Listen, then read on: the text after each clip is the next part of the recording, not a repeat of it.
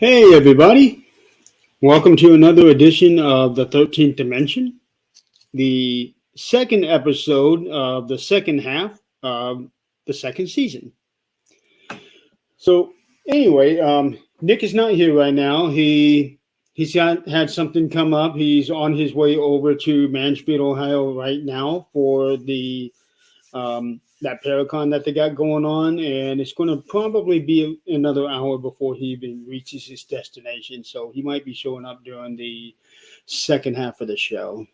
Um, but meanwhile, I have an announcement of my own. And as all of you already know, that I've got more surgeries coming up, and the next surgery that I have will be the big one, and that's basically going to be the reshaping of my face and jaw alignment. Um, it's not scheduled yet, but we are looking at towards the end of August, sometime in September, to do that, and that's going to put me out for 2 months.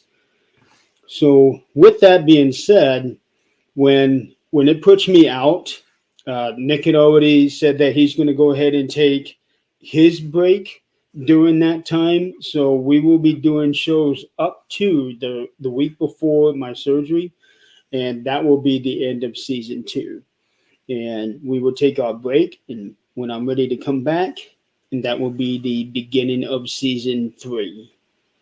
Um, and what they're going to do is when they reshape my face, they're going to have to make incisions all the way up to the top of my head. So with that, right before the surgery, I will be cutting all my hair off. Um, and this is a year that I would have been cutting all the hair off anyway, but I pushed that back because something that was going to be happening initially in the fall, but now it's been pushed forward into July. So I'll be able to do that and still cut all my hair off for the surgery, because even though the doctor said that I wouldn't need to, I think it would be safer if I did. So, meanwhile, um, we have a special guest tonight. He founded the Community Pay It Forward charity. Um, His name is Zak Clayton, and he's a good friend of mine. So everybody, please welcome Zak. How's it going, buddy? Hey, pretty good. How you doing, Zak? Yeah, pretty good, man. Just speaking from a little bit of experience, the whole cutting of the hair thing. They tell you that you don't have to do it, but then when they do the surgery, your hair looks like crap anyway, so you end up cutting it off anyway. So it's Hmm. really kind of one of the better things to do. I remember when I woke up and I came out of surgery.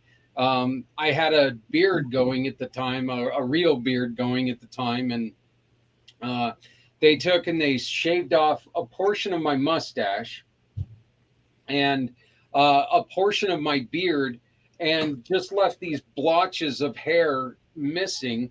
And I was left with just, I mean, it was an awful look. And of course, I was too, with the fractured skull and everything I ended up having, Yeah. I was too confused to know what I was looking like.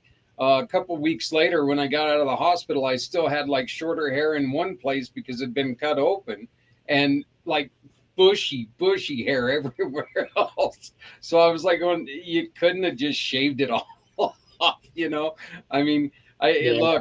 it's not like I was going to look any worse than I did at that time. So it's, take the hair. Let's not do this to me. Yeah.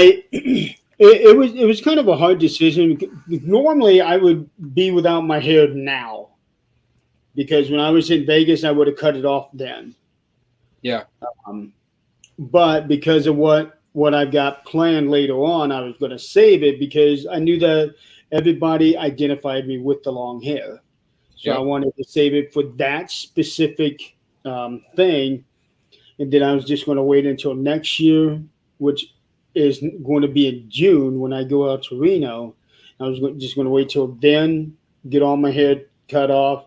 But when when the thing got pushed up, now it's in July.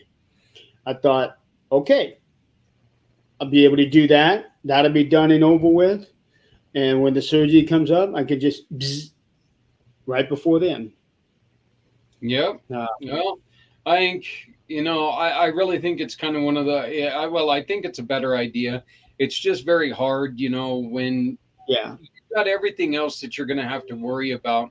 You went from where you were, as we were talking about just a couple minutes ago, we went from where you were on an all liquid diet just instantly to where now they're going to have to take and they're going to have to bust things back open, yep, reshape stuff. You're going to have to go back on that liquid diet and all this other stuff.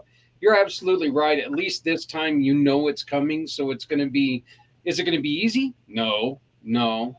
But you can adjust to it a little bit better than just waking up with all the pain and all the, critical life changes. well, I was lucky in that respect because when I woke up, I never really felt pain. It's just a lot of aches, but nothing that was like ow, ow, Okay. You ow. you are very lucky then. Yeah. Yeah. Yeah, I was very lucky. They had me on some good stuff. They did. They had me on some good stuff. Um, but and I know it's going to be the same way because when I have that surgery, he said that I will probably be in the hospital for 3 days, and then I'll be able to go home, which No, is that's a lot better than last time. yeah. Yeah. That's actually a really that's a really quick turnaround. I'm really surprised to hear with the extensiveness of the surgery. I'm really surprised to hear that it's going to be 3 days. That makes Yeah, me extremely happy because after a while you just kind of get sick and tired of being in those places, and especially when it's something that's not your fault and you end yep, up, you're the one whose lives get changed by it. And, you already have to go through all the stuff and all the lawyers and all the other fun crap. You already have to deal with all that stuff. And, yeah, and when, you know, and and it's not easy. yeah, yeah, no, it's not. And you lose a lot of yourself in it at times as well because you're doing all this stuff, you're getting all this stuff done to you. People are making decisions on your life and you have you have nothing you can do about it except for sit there and say, "Yes, man, yes sir, can I take another?" I mean that's basically what it Mhm. is. All these people are making your decisions, are affecting your life. If a doctor forgets to put an X in the wrong place, your check doesn't come, you're screwed, and I really really do remember being times when it was just, I felt so helpless with everything that was going on. And so that's why I've Yeah, always, tried to reach out to you and talk to you at any point in time I could because, I remember what it was like suffering from the head injury and you're already dealing with different feelings and different things that are going on in your head and you know now everything else is being changed and you don't feel like people are paying attention to you sometimes. It's tough. It really is tough. yeah. It and you're absolutely right. When I was in the hospital, I felt like that I had lost a lot of me, Yep. um, and it was really hard because I don't like depending on people, and that was one of the hardest things I had to do is depending on them to do certain things that normally I could do myself. Yeah. Um, oh, hello, Facebook user. Please go to StreamYard.com/Facebook and give them permission to be able to display your name. Otherwise, it's going to show you as Facebook user, and we are not going to know who you are. Let's get that thing up there. Um, And that, And doing the physical therapy at the hospital was hard too. oh yeah. And they said that, well, you can go home on January 3rd, which is not even 3 weeks after my accident. Hmm. And, I'm walking around the corridors there in the hospital. I'm going up and down the stairs and practicing getting in and out of cars and practicing getting on a bed and getting off of the bed and trying to fold clothes. And I was really worried about how it was going to be when I got home. But as soon as I walked in the door, it's like everything flipped on me. And I just felt like I was in my element and I felt more comfortable that way. Yeah. Well, I'm a terrible patient, and I'll be the first one to tell anybody about it. I tell my doctors every time that I'm a terrible patient, you know, because whenever they would come in and they would say, "Wow, you're looking good today," and they'd even be joking, "Let's see what we can do. Maybe we can get you out of here today." Ha ha ha. I was Yeah. finally, okay, fine, sign the papers, I'm leaving. And they're like, "You're not ready to go home." And I'm like, "Well, you said I have a chance, I'm going home." And I'm going to tell you something, Jeremy. I should have never went home.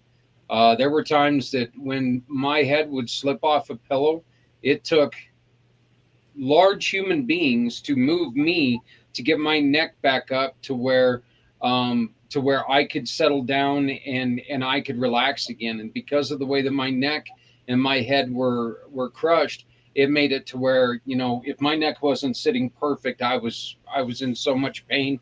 I was in excruciating pain, to be honest with you. And yeah, I like you said, it's really hard to go from being a fully functioning human being to something that everything in your life really you have to depend on other people for.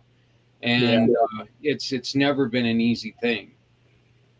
Yeah. So Because you go from being completely independent to completely dependent. yeah. Yep. Um, and So that's a huge hit to the ego, you yeah. know? Yeah. And Jeremy, that's really kind of why I started the company, is because one of the things that I saw after my accident was I looked around my room, and I was and there were a few people there for me when I woke up, and I was like, and the first thing I really thought to myself after, "Oh my God, how's my bike?" Of course, that's the first thing I think of, because I'm a dumbass biker, Scott. Hey, Um, Scott. Hi, Emily. But yeah, so the first thing I think of is, "Oh my God, how's my bike? Am I going to be able to ride her again? What's going on?" And not thinking that, I couldn't even tell you who I was at that point in time. Second thing I really did is I looked around and I saw all the people that were there to support me. And I really thought about, wow, what if I was brand new to this city and nobody knew who I was? Yeah, Scott, that pretty much tells what we all are. Just the dumbass biker I, thing. That's I us. did the exact same thing that you did when the day that I had my accident. The first thing I was worried about was the network. Yeah. So after they called my dad to let him know, this happened, they said, "Is there anybody else you want us to call?" Yes, call Crystal, Yep. because Crystal was my second in command, and so they called her to let her know. And from that time on, she and Adrian stepped up and ran the network for me, Yep. Oh yeah. and the network thrived because of that. And I Well, think it is. I It is. love it. I mean, it is great when you have friends that are able to step up and they're able to put you in, in your responsibilities in a higher priority. Mhm. But we do get lucky at times, Jeremy, and we have people that we can depend on to do that. And but I was really thinking, when I created Community Pay It Forward, it was for that reason. What about the people who just moved here and they don't have those people?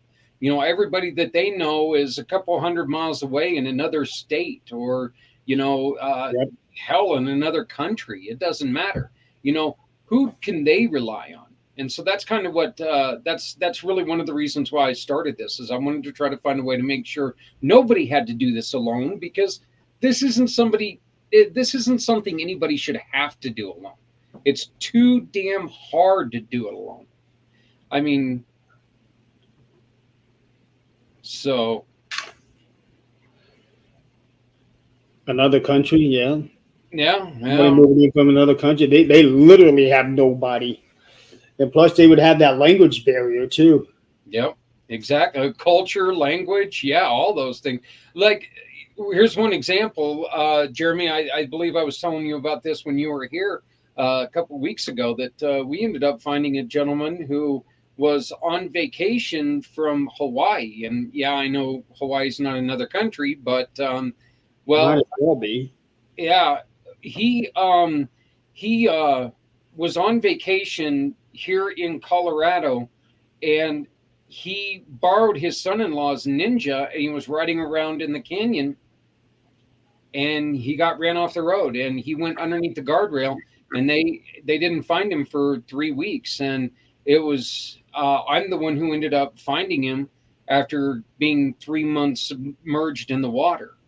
And it was kind of one of those things that, I mean, that's one of those points where the family felt helpless. There was nothing that they could do, stuff like that. And really just having somebody, they gave him the person from the police that they could talk to him and say, hey, we're doing everything that we can do, all this other stuff. I remember sending a note to the family just telling them, hey, we are, we're glad we got to bring him home to you. We're glad that we were able to find him for you, but good God, if there's anything that we can do to help you out, I felt horrible because that family had been looking for him for 3 weeks, and I found him just pure purely on an accident. Yeah. Uh, I mean, and it was sad, but I'm glad that it happened. He was laid to rest with his company. So At least they had closure. yeah, At least they had closure. They had an answer. It wasn't an answer that they wanted, but at least now they know. Instead of going on the rest of their lives never knowing what happened, because I think that would actually be worse. Because at that point you're thinking, well, what if he's there? What if he's here or something? you know, there are Colorado got hit by some pretty severe floods. I'm going to say probably about 12 years ago now, maybe. It was Okay. obviously I was still working at the time, but we got hit by some pretty severe floods, and there were three people who still to this day have not been found Oh from those wow. floods. That they were just they got washed away, and I think just like you did, it's kind of one of those things that you think to yourself. It's like going, good God, could you imagine being that family that there's no, this is one of the reasons why missing people is so this difficult for people, because you're trying to you're really trying to say goodbye when you can't even say goodbye because you don't know, Right. that they're probably gone, but you don't have that, you don't have that proof. It's just not there. Yeah, because how many times have they had something where somebody's been gone for so long, so automatically after let's say 12 years, this he's dead. Yep. Then later on, somebody ends up finding that person alive and well, but because he got hit so hard, he's got full blown Amnesia, yeah. yes, yes, Or just they just got tired of life. I think there's even more accounts of people just getting tired of life and saying, you know what, I'm no longer this guy. I want to go and be somebody else. I've ran this guy into the dirt. I'm done being this guy. I'm going to go and be somebody else from now on. So, fill but up the gas tank and go in one direction, and where you run out of gas, that's where you start your new life. yep, that's where you take and you try to find a job and you go, hey, woohoo, we're working now. So, yep, but I mean, so Yeah, it does. There's always that thing. If you don't know somebody's gone for sure, you've always got that question, could they still be here? And that's just something that's going to nag on you forever. And I Yes. do. I feel terrible for people who lose loved ones. Like I said, these three individuals who have been lost from the since that flood. That's just terrible. I know one of the ladies that's still missing. I used to bartend for her. 3 years before the flood, she lost her husband, and it was a shock to us all. And then when it came to this flood, she was up in a tree, and people were trying to get to her, and the water just came up and drug her out, and she's not been seen since. So, it's just it's devastating to people, and I hate hearing that. But, like I said, that's one of the reasons why this is so important to me, because I don't think anybody needs to go through any situation alone. And when you and I were talking about what we're working on right now, I thought it was a great thing, because this is one thing where community pay it forward, and things can get together and do some wonderful, wonderful things with trying to bring, as I named it, these walls can talk. If we can save some of these historical Mhm. sites, you know, this gives us a chance to tell the stories of these buildings, tell the stories that they have behind them. And if we can get together and we can try to raise some money and save some of these places, why not? And what we're doing is, all we're asking people to do is amend where they shop. You shop with my partners, and they're my partners actually the ones who even donate the money. They give us a referral fee, and we turn that referral fee into a donation. And if we can help save some of these places that you guys love, you and Adrian, and I've heard Scott talking about it. I've heard everybody talking about Waverly. I obviously am new to this whole paranormal stuff, due to Adrian. I knew nothing about it before this. Somebody said paranormal to me before, and I'm like going, "Oh, are we watching Ghostbusters or Ghost Hunters or what are we doing?" So that was my paranormal activity at that point in time. And So now here you are, full blown into the paranormal world. yeah, yeah. Now I'm one of you wackadoos. So Yep. Thank you, Adrian. yeah, and actually proud of it. I mean, when what we did the other, a couple weeks ago, that was so much fun. I mean, it really, really was a lot of fun. And plus we got to hang out with my father, who just recently had a series of strokes, which He was, was fun. yeah. Oh, He he's was fun. he's a he's a Okay. he's a real kick in the ass. So I don't know who you are, but hello. Go to streamyard.com/Facebook to give permission for them to display your name. yeah, see, Uh, I'm kind of glad that you're teaching me this trick. I've never had one of those come up on my shows. So, really? yeah, I've never had a Facebook user come up on my show. Then again, I don't have this many people on my shows. I talk about charities. They don't want to come and talk to me. So, So right now we got 10 viewers. Oh, it's Anita. Hi, Anita. We've been getting Facebook users for, well, even before Things Network launched. yeah, So with all the scary stuff that happened on Zoom, to where people can come in and bomb your show, and you're having a nice conversation, and next thing you know, there's something X-rated that people are watching. You as the host, you have no chance to even find that. When you guys introduced me to StreamYard, I was in love, because somebody doesn't have their camera on, they're not coming on the show, right. which is great. Well, Zoom. no, you can come onto this show and not have your camera on. Oh, yeah, but you can make the rule if your camera's not on. Yeah, Yeah. but what I always tell people is, if your camera's not on, you're not coming onto the show, because last thing in the world I want to see is like a scene from a X-rated movie while I'm trying to talk about something like Martyred Angels, which is an organization that we work with that helps parents after losing a child, and during that 22-hour podcast that I did for veteran suicide, we started getting some of that, some of the weird stuff that I know that you guys get all the time, the people talking about kids yeah, there you go, eyes wide shut. That's that. Yep, that's it. So, but um, but yeah, you know, we had some of those people start hitting us up on talking just weird stuff that shouldn't be said. So, but yeah, so I really do. I like the StreamYard. I like the way that it's working, and now at Pact, that's what we use, the StreamYard, due because of this problem. So, but I've never had that. So, yep,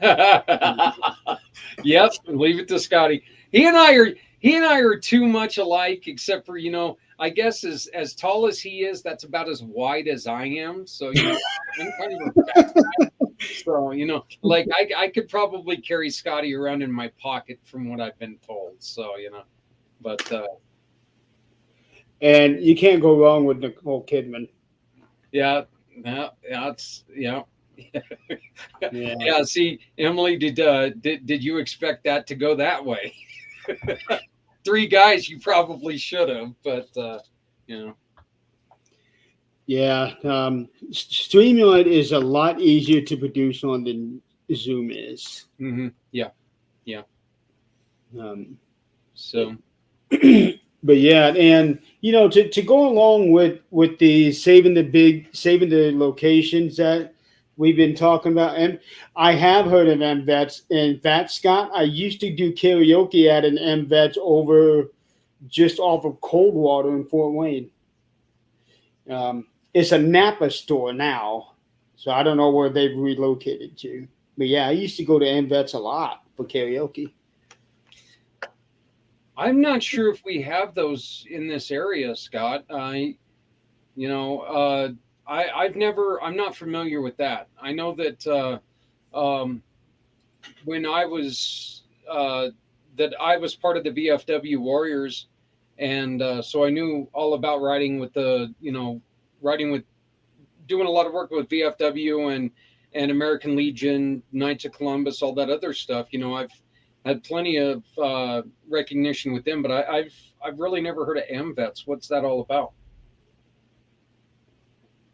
Yeah, I'm not really sure what they do is probably like another VFW.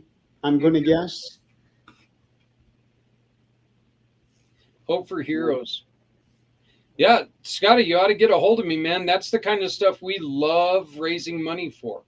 So, and like I said, one of the greatest things that we do is we don't ask people to give us money. We never ask for people to give us money.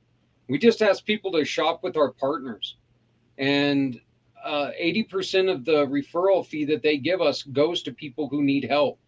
So, with what we're talking about on These Walls Can Talk, all of these places that Jeremy and Nick are going to be reaching out to where we can try to save some of these locations that are so important, not just for paranormal, but history wise. Um, yeah, definitely. Let's get a hold of them, Scott. Let's have a conversation about that. But one of the greatest things, like I said, is you guys have the paranormal side that you guys love of these buildings. I'm a history guy. You and I, we talked about that. Mhm. You saw my reaction when we saw some of these tombstones that were from the mid 1800s Oh and yeah. stuff like that, and it's just it's enough to just kind of make your mind go numb, that it's like, oh my god, this thing is 150 years old. I go into a museum and I just turned 50. I walk into a museum and I'm like a kid running around with a balloon, annoying. Look at this, look at this, look at this. And my kids are the ones who are tying me down, going, do we have Hey, you were that way in the take you cemetery. to the car? No, be honest. You were like that in the cemetery too. Oh yeah, I was. It was pretty cool. So hey, but And it was really cool on some of them headstones, some of the symbols that we found, yeah. to the point where we were on the phone with Tim for an hour. Yeah, trying to figure out what that one symbol was. yeah, trying to figure out some of the meanings, and then some of and then finding uh the Ouija board, finding her tombstone. That was Oh yeah, amazing. the lady who named the Ouija board. Yeah. I forget her name though. Yeah, I can't remember her name now either. I think it's Yeah, funny. I still think it's funny how that whole thing played out. That the it only reason we is. were stopped was because I was looking at one of the first governors of Colorado. Colorado. It was his tombstone, and Adrian looked over and she goes, "There it is!" And all of a sudden, she's out of the car running, and we're like going, Yeah. "She have to pee or what?" I mean, like going, "Where's she?" And she's like, "Yeah, here it is." We were like, "Oh my god!" But yeah, it was. It's And I weird was how even that whole looking at the story got us video together where to do. they did the unveiling, trying to figure out where is that. And they did a full 360. And I did not see those military headstones that was literally just off in the distance that you can clearly see from that headstone. But when they did the turnaround on the video, when they did that, you couldn't see it at all. Hi, Yeah, Dina. yeah, and let's I that that cemetery was so neat. Just being able to walk around there, and some of the stuff that we saw there from the you know uh, all the different wars, and the Masonic assemblage, and what was the other, the woodsman, Woodsman of the World. right? And They then, also had one for females too. yeah, so Woods women, I think they said. yeah, so I cannot remember exactly what it was, but let's be honest, none of them were as cool as the one that said "knock knock, who's there?" and had an arrow pointing towards the front. That was the Yeah, funniest thing I think I've ever seen in my life. that was funny. So that's, if I was going to have a tombstone, I'd want a tombstone that was like that. On the back, it just simply said "knock knock, who's there?" and it had an arrow pointing towards the front of it. It was really funny. So I am not sure what I would do for my headstone. I don't know. All I've been thinking about is how I'd be screwing with the investigators at wherever I'm haunting. But I never really thought about what kind of tombstone I'd want.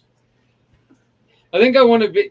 You know what? If I were to be buried, in which I don't plan on being buried, but I think one of the cool things would be is to make sure that one of my kids would keep going down and, like, make sure that they buried me with a mouse, and keep having those one of those bells hooked up, but taking the end of the bell, pulling it up, grabbing some cheese and tying it down there to where that mouse always goes and pulls on that string and has the little bell go ding ding ding ding all the time.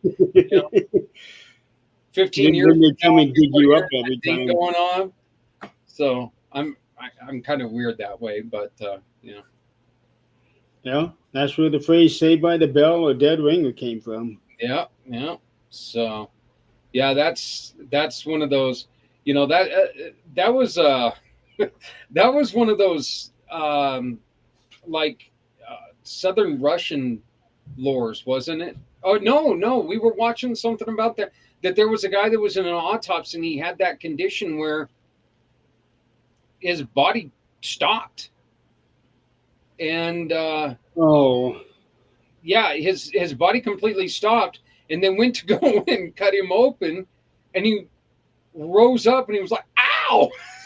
It was like, okay, first off, if I was that mortician, well, you'd never see me again, because I would have done shit a brick and ran through a wall. All right, let's be yeah. honest here. Well, he definitely would be changing his pants. That's for Oh sure. yeah, yeah, yeah, and it would have been like a Bugs Bunny cartoon. It would have been or with me, it would have been more like the Kool-Aid Man coming through the wall. Yeah. Oh, but it. All I could think of when I saw that, I would be like, no, gone. No, that would never happen. It's kind of like Adrian keeps talking to me about going to, the Island of the Dolls, and I tell Oh, her, I remember that conversation. Not going to happen. Won't happen. Not in a million years. Because one noise, I'd hear a cricket fart, and I'm going to tell you something. I don't care what's in that water. I'd be swimming back to shore. I'd be gone. I would be so gone. And when I saw the sun going down, no way am I going to be stuck on that island. I just don't like. I admit, just looking at the pictures of how the dolls are placed on that island, that is pretty creepy. Yeah. It was not a sane individual who built that. Yeah. Dina, I think you are. Yeah, you are allowed. The only island that I know that you're not allowed on is that one off the coast of Italy. Are you talking about Dead Man's or It's Devil's Island? it was a leper island, I think it was. Yeah, the island of the Dead Man's Island of the Dead, something like that. I don't know what it was called. It's like Provincia, something like that.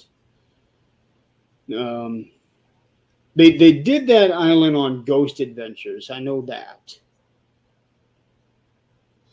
What it says on the good old Google machine is that it's just south of Mexico City, between the canals of, I'm not even going to try those names, so never mind that. With a sad background, which never intended to be a tourist destination. So, the words tourist destination, you can probably go, but you really need to check yourself if you want to go to the island. I mean, well, you got to think. You got to think about it. Us investigators, sometimes we do like to go explore in creepy old places, even if they are not haunted. I can find creepy old places. That place is just psychotic. But I'm a guy who doesn't like going walking through Toys R Us doll islands or doll aisles. I'm not that guy. The island. That's actually where I would take Lucy. Yeah, Lucy fit in well there. Yeah. Yeah. So, For those of you who don't know what I mean by Lucy, is that new doll that I inherited, ironically from Zach and Adrian. Boy, would she torture you with that doll. Yeah, I guess there's a couple pictures of that damn thing next to me sleeping or whatever, and I'm just like, really? Good guy. It actually kind of makes me wonder, what else is she doing when I'm sleeping? It kind of scares me, How many pictures are there of Adrian sitting there holding my head with the scissors? I just don't move. Yeah, right. Now, one of these mornings, I'm going to sneeze and I'm going to end up with a open nasal cavity, right, or something like that. I can just about imagine Adrian is watching this, sitting on the couch in the living room, just laughing her ass off. Yeah, probably, yeah, and our little buddy that we've taken in right now, he's probably sitting there looking at her, going, "You really do crazy stuff like that? Do you really do crazy stuff like that?" She does. Yep. So, hey, you're learning a lot about her now, fella. Yeah. Andrew, watch out. Yeah. Now I got to keep watching. She said, "Hey, I got something to show you." I was like, "Okay," and then she said, "You're going to take this home with you." I am. Yeah. I had no idea what to expect. I certainly didn't expect a doll.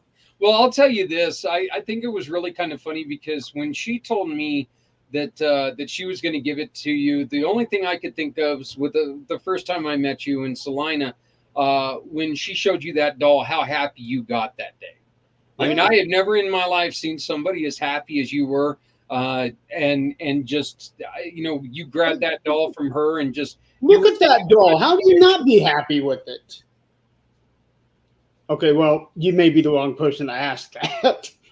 I was gonna say buy a puppy. I, Well, right now I could I actually have a puppy because I'm home all the time. yeah. So a When I treat. was at work, people would say, "Get yourself a dog," and something. I wouldn't be fair to the dog because I'm never home. Yeah, Now I can actually have one. yeah. Like I said, you ask about that doll, and I'll just say get something less creepy like a tarantula. It doesn't matter if you're home or not; they're okay. Right. So That tarantula was creepy, and I could not believe how still it was that whole time I was there. no, yeah, she doesn't she doesn't move unless she thinks she has to move. So Yeah. yeah, and we've had her. My baby boy got her after his kindergarten year, and he's now 20. So we've had her in the family ever since because his kindergarten teacher he drove her out of teaching. It was her last year teaching. She was like, "No, oh, I'm done with these damn kids." So can't had to deal with justice. I'm done. So she gave that up. That's better to hang up. Check. Yeah. So Yeah. But yeah, these walls can talk thing. There's a few locations I can name right off the bat for that. And we were actually talking about one of them last night, the Masonic Temple there in Salina, Kansas. yeah, Um, that's one of the places that that place actually does hold a lot of my heart in it because that's when I got to meet all of a mhm. good portion of you guys. That's when uh, that that's when I really was first welcomed into this society of the paranormal. And my first thought was, not, oh my God, I'm going in with a bunch of ghost hunters. What the hell am I going to do here? My first thought was, look at this freaking building. And that's the kind of guy I am. I was sitting there, Adrian's trying to introduce me to people, and I'm like going, but look, look, wow, look, and I'm all, here we go again, kid, shiny squirrel. I'm freaking out over the architecture and stuff, but I thought it I, was, I I was the love it. same way when I got my first tour of the building. I just fell in love with the building. Yeah, yeah, Um, and and ever since then, I've been telling people if you go to one big location, only one big location, this is it. mm-hmm, You know, Waverly is another building that you need to go to, but not right now. Um, but that's another place that would definitely fit in with these walls can talk. Um, and honestly, they would need it more than the temple does because of the shape that it's in. The Masonic Temple, it is still a very strong, very solid building. Um, and when you go in there, you wouldn't really be able to tell that it's not been used very much. yeah, it's just they. I know that they have like the Vietnam vet building downstairs, and they got all kinds of different things. And I know that they rent it out for weddings and stuff, but Mhm. that that building is just so it's mesmerizing. It truly It is. is. I mean, that's the best way I can put it is that building you walk in and you feel that's one of the reasons why I named this These Walls Can Talk, because you walk into that building, paranormal or not, you feel history in that building as soon as you walk in. You feel the importance of what's gone on there. Now, whether that importance is good, not good, if it's created Lucy, we don't know. But what we do know, but what we do know, Nobody knows where Lucy came from. what's that? Nobody knows where Lucy came from. Oh, I've heard the story. Yeah, it still baffles me, and that doll tells a story. We just don't know what story it is yet. Yeah, And when you're walking into the Masonic Temple, that place has a story to tell. Yep. Um, and it's not just because of the history behind it and the things that they've done, but it's in the woodwork, it's in the craftsmanship throughout the entire building. The gargoyles that they have, all the way to the angel wings that are in the marble at the wall as you're going up the stairs. The lightning strike that took it all to the ground, and they had to redo it. Yeah. There's so much to that building. Hmm. And, I still thought one of the funniest things that you read on that is that, when the USO was there, and they'd bring in all these boys that had been overseas and stuff, and 500 men, and then they'd say, and then there would be like 200 local women, and it's like going, oh, that's real fair. That's real fair. I'm not sure if I would have let my daughter went to one of those dances. Let's just put it that way. I don't have a daughter, and I know for a fact I wouldn't have let her go to that dance. Well, I do have a daughter, and I damn sure would not let her go. Let's see. There's going to be 500 kids who just came over back from war. Oh, you want to go dance with them? Sure, go ahead. Yeah. No, no, your little ass is standing right here. That's right. Is your homework done? Dad, I'm 30. I don't care. Is your homework done? You got homework now. Yeah. Yeah. So, Yeah. we There's also another place. It's I think it's the second floor. There's like a guitar shop. When you get onto the floor, you turn to the left, and you go through these doors, and then on the left hand side is that guitar shop. It's like Guitar World or something like that. At least it was there when I was there. I don't know if it's still there. Um, then there is like a nail shop spa type thing in the basement. I think that's actually Jennifer's business, but I'm not quite certain on that one.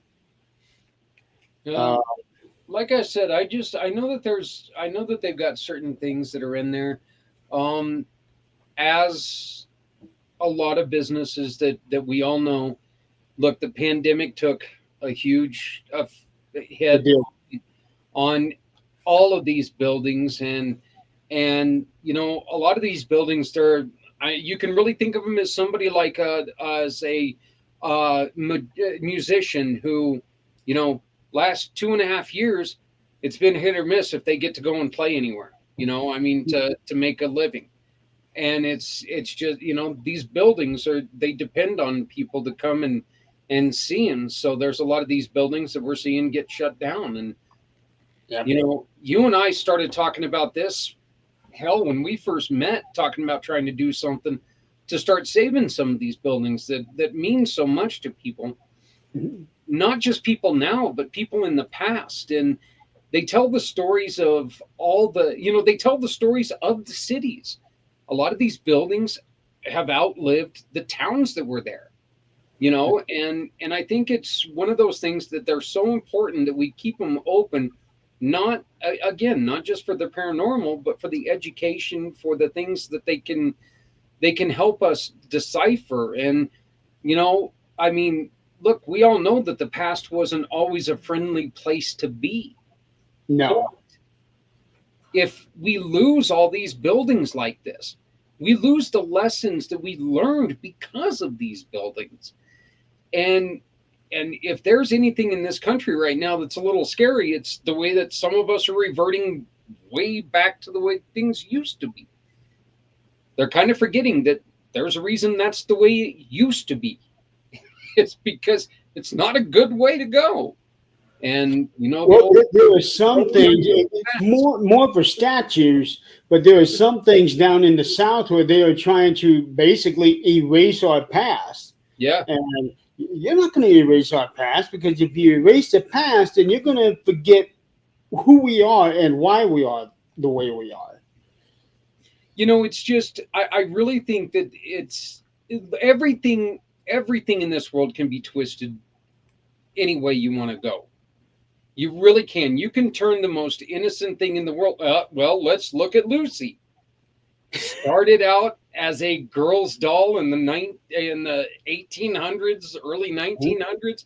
Started out as a little girl's doll that's now got a Frankenstein glass head bowl thing with phones and batteries and whatever the hell else is up Who there. knows what's in there?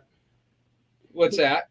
Who knows what's all in Yeah, there? yeah. I don't remember all of what's in there, but you know, so I mean, you can turn anything in this world, you can turn it ugly, Yeah, and that's what has happened to a lot of times, and now that's one of the reasons why there's such a big uproar. But you cannot forget that there's a reason why those things are important.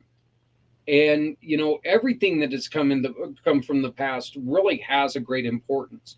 It's kind of like we tell people all the time with our partners, the ones that work with us, the businesses that give us that referral, that we can save some of these buildings. uh, Scott was talking, these businesses that will give back, that we can help veterans with their bills and stuff like that by simply shopping with them. What we try to do is we try to tell the story of who they are, why they're in business, what they do. Because see, every single person who is in business has come upon a time in life where they've hit a roadblock and they've figured out a way to get over that roadblock, and that's what we're trying to do.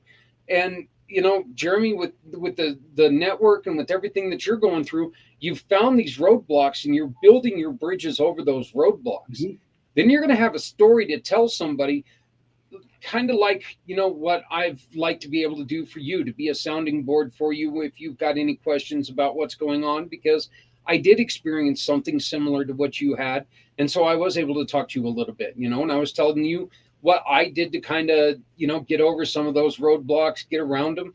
And now what you're going to be able to do is you're going to be able to add to what you've heard from myself and anybody else, and you're going to be able to add to that, to where the next person we know who gets hurt, we're going to be able to guide them through it a little bit more. If Yep. we can keep telling people stories, if we can keep telling, what's going on with people, what ends up happening is, we all know money saves, rules the world, ruins the world, whatever you want to call it. But if we can help people with resources, if we can help people with just general facts on why it's so important to do things this way, rather than try to fight your way through it, there's we can help people through things. And it's a simple thing to do. And like I said, I really created this because I was looking for a great way to support small to medium businesses and get people who have never had a chance to ask for help in a good location. This gives them a chance. Okay. And what this is going to do is this is going to allow all the people, all you wonderful people here on the Things Network, it's going to give you guys a chance to donate to some of these buildings, even when you don't have the money to donate. Say you run a business and you need to, you want to take and make sure that all the utility bills that you're paying for, you have them set up as as cheap as you can get them. You go to one of my partners, like Sanjay, and from Schoolie Mitchell. He looks at all your bills. Costs you absolutely nothing for him to do. If he can drop what your cost is per month, they ask for 40% of the money that they saved you. You still save $60 or 60% up front, and it doesn't cost you nothing to find out. But the one thing that you do, because you hired him, you're going to get like $8 that's going to go to a cause, simply by going to them. All of my partners are the same way. If you utilize them, if you do service with them, if you get a service from them, they're going to give us a referral fee. And we take 80% of that referral fee and we turn it to people who need help. It's that simple. Scott, as I mentioned, we need to talk, brother. We need to talk. I'm all about trying to help veterans. You know I'm all about that. You were on that 22-hour podcast with me. I'm all about doing stuff like that. All of you guys out here, Dina. Um, Actually, all I see now is Dina and Scott on the questions, but everybody who's here with us. If you guys know somebody who needs help, that's what we're here to do. We're here to find solutions to problems. Um, can we find a solution to every problem? Probably not. Can we try? Damn right we can try. And if there's many people working on a problem, there's much better chance on it getting solved rather than just one or two people trying to figure it out on their own. And the other thing that I've got to say is that, Jeremy, one of the things that I think I told you a couple times is make sure that if you feel like there's something coming up that you might need help with, but you want to try it on your own, don't wait for too long, because those little problems don't stay little for very long. Right. Those little problems have a tendency to get big right when it's going to be, in which there's never a great time for a problem to all of a sudden become cataclysmic and giant. Nobody's ever went, oh, thank God it happened now, instead of, but well, I guess people have said that before, but they're weird. I never. Well, if you think about it, sometimes for accidents, sometimes it's actually beneficial for it to happen either at a specific time or at a specific place. Like for my accident, the way that I got hit, it was perfect for me where I got hit, because the doctor told me that if it had been an inch in any direction, then I would have been a goner. Yeah. So Yeah. I'm glad that it actually hit me precisely where it did, because otherwise I wouldn't have survived it. If I would have been wearing a helmet, chances are my neck would have snapped back even further and I would have been dead or a paraplegic. Yeah. My grandfather used to put up radio towers. My grandfather spent his entire life putting up radio towers. He was one of the first ones to put up radio towers here in Colorado. And my grandfather fell off a radio tower or two. The worst radio tower he ever fell off of was on top of a hospital. Gee. So, I mean, if there was ever a time, well, thank God it happened now, I guess that would be one example of thank God it happened now. But I mean, yeah, he ended up, at least he didn't have far to go. yeah, yeah. You didn't have to pay one hell of an ambulance ride bill for it either. So, yeah, so that was always one of the funny things. Now, that would have been a workman's comp, though, if he had fallen off because he was a workman. You're talking the 1950s, 1960s. They didn't deal with any of that stuff. So, yeah. And like I said, Grandpa owned his company, and he was one of them that, he would have been the guy who took and licked his eyeball and stuck it back in his socket and said, well, can't see straight, but I know what I'm doing by feel. And, I mean, he, within 3 days, with broken bones and all, he finished that job. I mean, he finished that job, which is just, we know now that's insane, but how it was for me too, if you think about it. Yeah. So, but I mean, that's kind of one of the things that, that's the older generation. They didn't have a chance. And that's one of the reasons why, PTSD right now is made such a big deal out of. We all know that PTSD used to be called shell shock. We all know that it used to be called, you were considered less of a man if you had war fatigue or battle fatigue, if you had any of this. Men back in World War II, World War I, early in Vietnam, they didn't, you weren't a victim. You weren't crazy. You were just a damn wimp. That's the way it was thought in this country. I remember back when I was in school, one of my friends that I used to hang out with, his dad was in Vietnam, and he would tell me there'd be many times where he was sitting on the chair and his dad was taking a nap on the couch. And then all of a sudden, out of nowhere, he would scream, incoming, and jump off of that couch while he was still half asleep. Yeah. He told me that it happened many times, and I felt bad for him. Yeah. Well, you know, it is nice that we become aware of things like that, because now it's nice that we become aware of it. Now we just need to really work on finding the way to fight it, because we are at the point where everybody's used to the number 22. We lose, 22 veterans a day. And Yeah. unfortunately, we're up to 35 a day. Okay. 22 is a dream now to get back to 22. 25 or 35 a day, we're going to lose close to 15,000 veterans at the end of this year. And Jeremy, what's the scariest thing about that? That's only 1%, like Scott, who raised their right hand, who took that oath.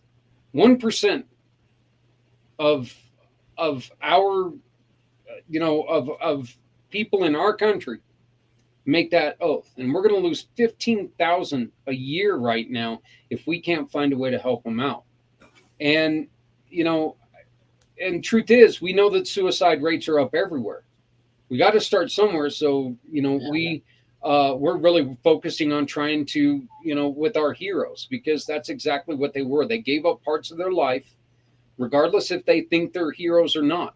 They gave up a part of their life to go and stand for something that we stand for as patriots, that we stand for the freedoms that we have. Do we like the way everything goes? Hell no, we don't. Who could? But they still went and they gave up parts of their lives to do this. So we owe it to them to try to find out a reason why, or a way around it, a way to help them, and the one thing that we heard overwhelmingly on February 22nd when we did my podcast was, if you're going to offer to listen, you damn well be ready to listen, because the stories are not going to be pretty. You're not going to hear a good story. You're not going to hear a lullaby, And the worst thing that you can do is you can be sitting there listening to somebody talk, and if you're just sitting there,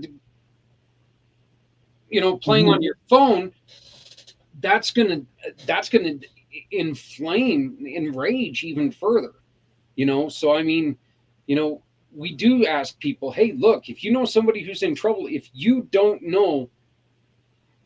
think you can handle it, make sure you talk to somebody. You cannot react well from a suicide. How are you going to react well to a suicide? Well, they're gone. That's the only reaction. Look, suicide is the end.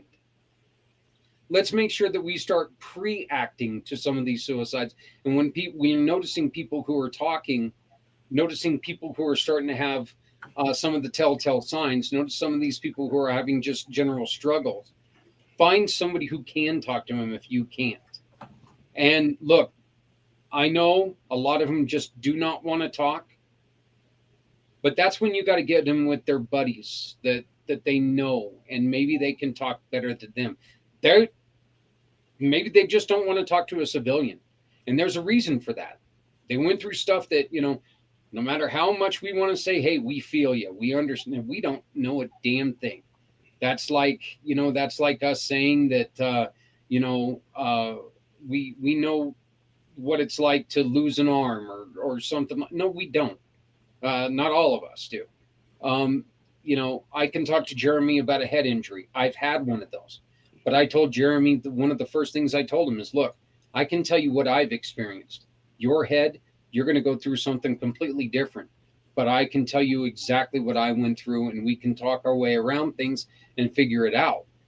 There's ways that you can talk to people to make sure that they know that you understand, that you're there to help. But the worst thing in the world to do is, ask them to listen and then get distracted, because that just shows that, look, you cared for a little bit, but do you really care? So, just make sure that, I mean, if you're willing to listen to them, make sure that you're ready to listen. make sure that you're ready to talk, because you're not going to hear a pretty story. And the last thing in the world you want to do is you do not want to leave anybody hanging. And that's veteran, that's anybody. And we all know that suicide rates are up. Mhm. Tensions are very high everywhere right now, and a lot of people are feeling left out. And it's really one of those things that, no matter if you served or not, if you can help somebody, we should really try to help people. Yeah, and as somebody who had lost two friends to suicide over the last 3 years, it's not easy.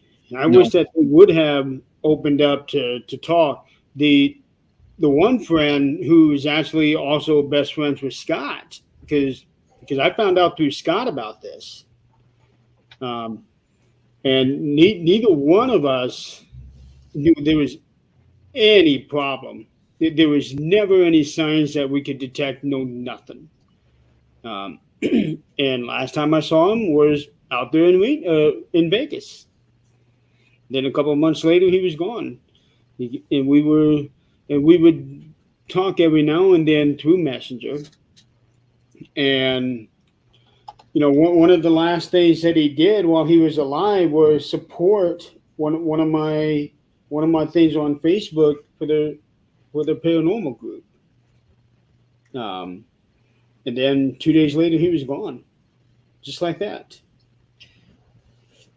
Uh, I think that that's one of the things that when you're in a situation like what you were in, when you're in a situation like I was in, you really realize that, 1 second goes by really quickly, but 1 second can, you know, you have no idea how important 1 second can be, because you can go from being happy, healthy, to, oh my God, he got hit and he's dead. He's mhm. gone. Yep. That's why you should never wait for anything in life. I mean, let's be honest. When you started things, it wasn't a whole lot of sitting around thinking about it. It was, let's get this done. You know, let's yeah. You've done a lot of thinking about it. You've done a lot of planning. That's not what I'm saying, but it wasn't years and years and years of, well, I'll do this, but I got to make sure all the pieces are in the right place. And you you got it done, you got it up and running. You're still making changes every day, and that's expected. you know Well, but the thing is, it's funny that you would mention that because um, ever since COVID hit, I that was when the mortality started hitting because one, nobody knew what the hell was going on. yeah, What is this thing? What's causing this thing? Where did it come from? Nobody knew at the time, except for one guy, and he tried to warn people about it, but there's word out there that he was killed because that he was trying to warn people about it. But that's another story. Um, and once I see all of this coming around, I started thinking, maybe it's time for me to set something in place so that if anything were to happen to me, um, things would be taken care of. And this is before the network even thought of. hmm I was talking about just the team, and at the time, I didn't really have somebody as far as in a leadership position that I trusted enough to take over things. In retrospect, Scott Smith would have been the guy to choose, but I wasn't in that right frame of mind to think about that. It, a year and a half later, after everything had gone on with the old members of the team and the former network and the people who I had, I finally felt comfortable enough to say, okay, if anything happens to me, these are the people who are taking over the reins of things: Tim, Crystal, Scott, and Scott. They were going to be the ones to take over because up to when I was making this announcement, I just had this feeling of it was almost like impending doom, you know. Mm-hmm.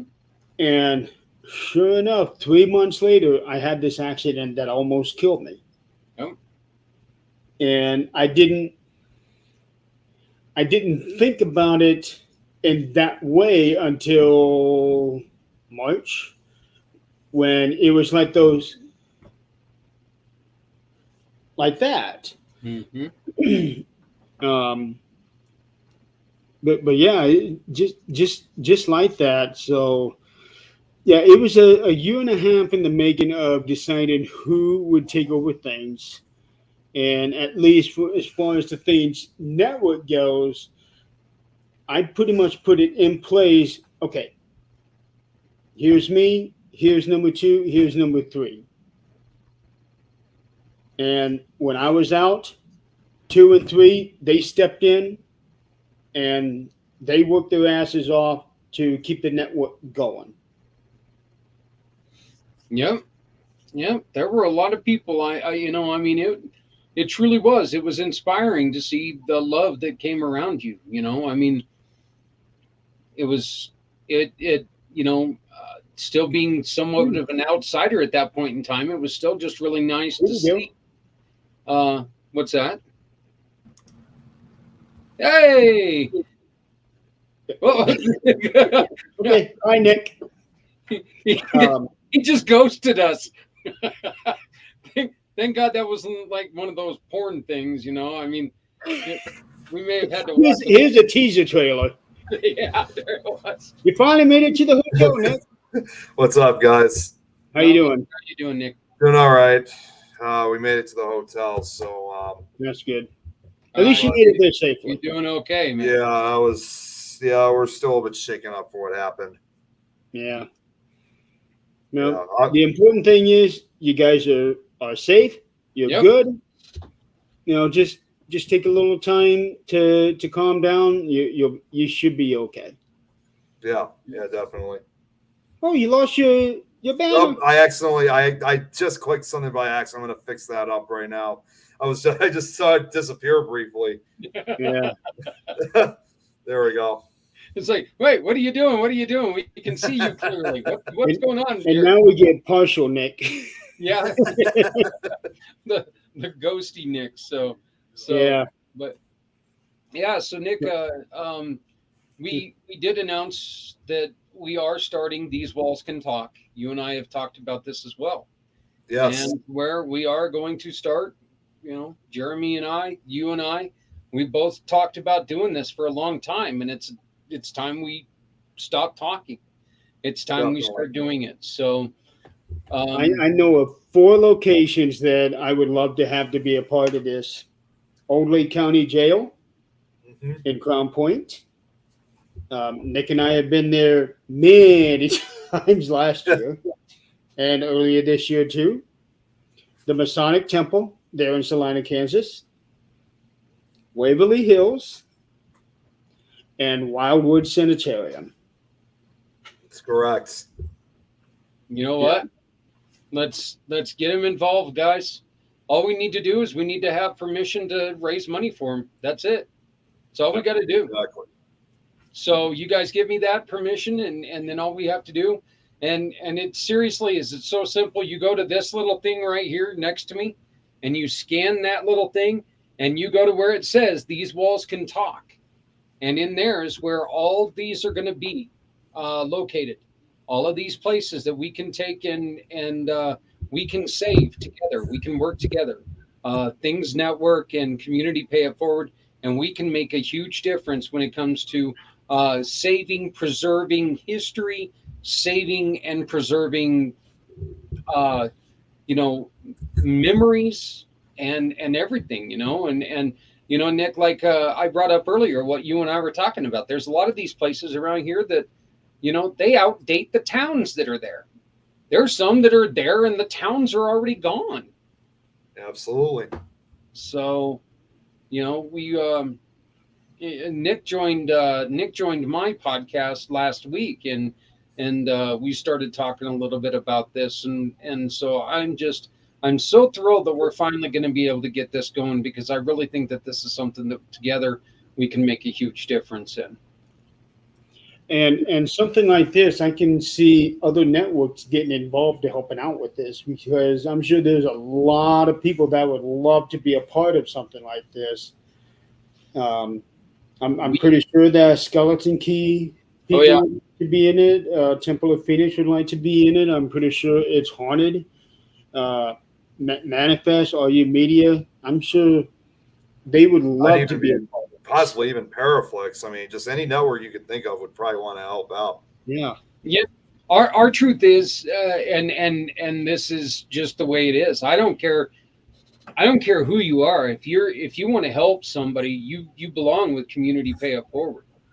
That's what we are. We're just a group that, we're just tired of the way things are, and we're tired of people not helping each other. So let's get together. We're not asking people to donate money.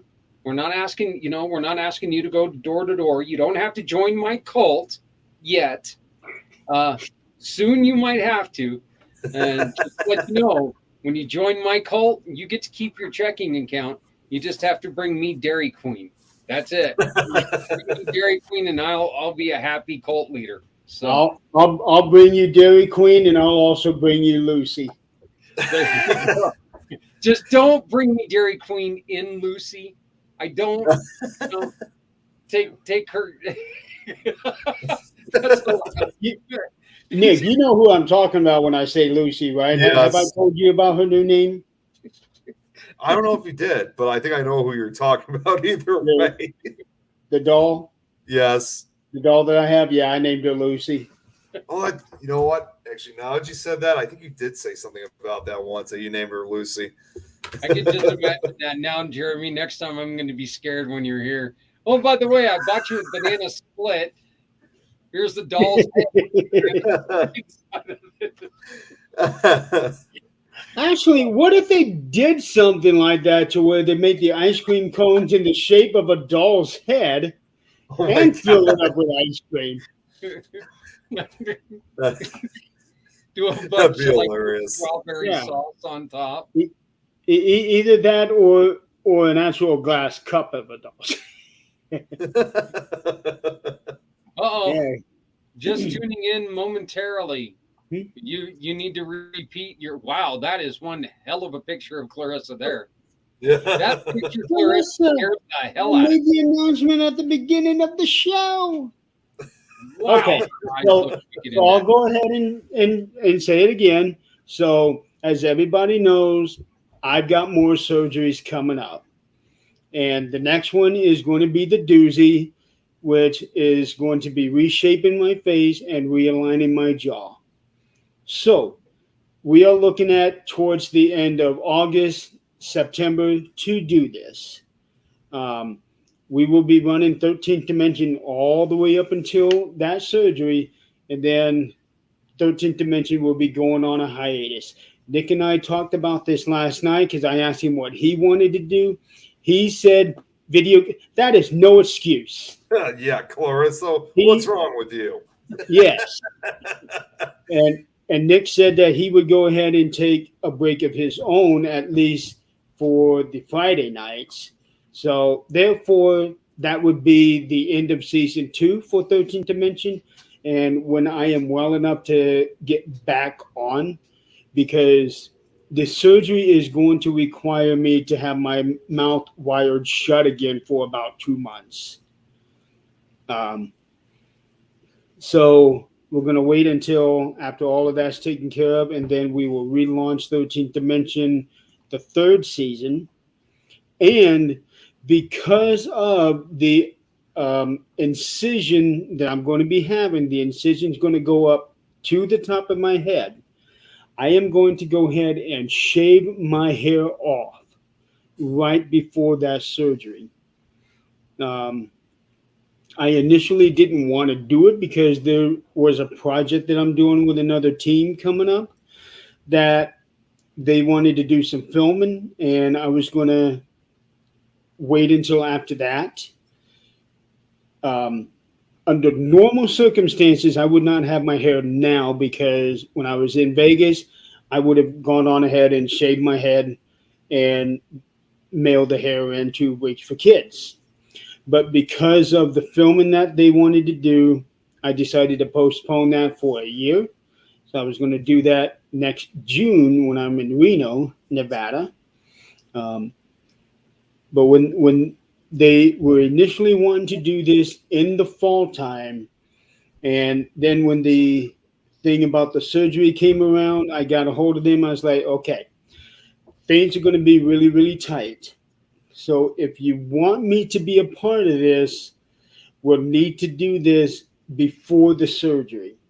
Otherwise, if you can't do it before then, and you're still having to do it at this original time that we were going to do this, you're going to have to do it without me because I am not going to be in any condition to do it.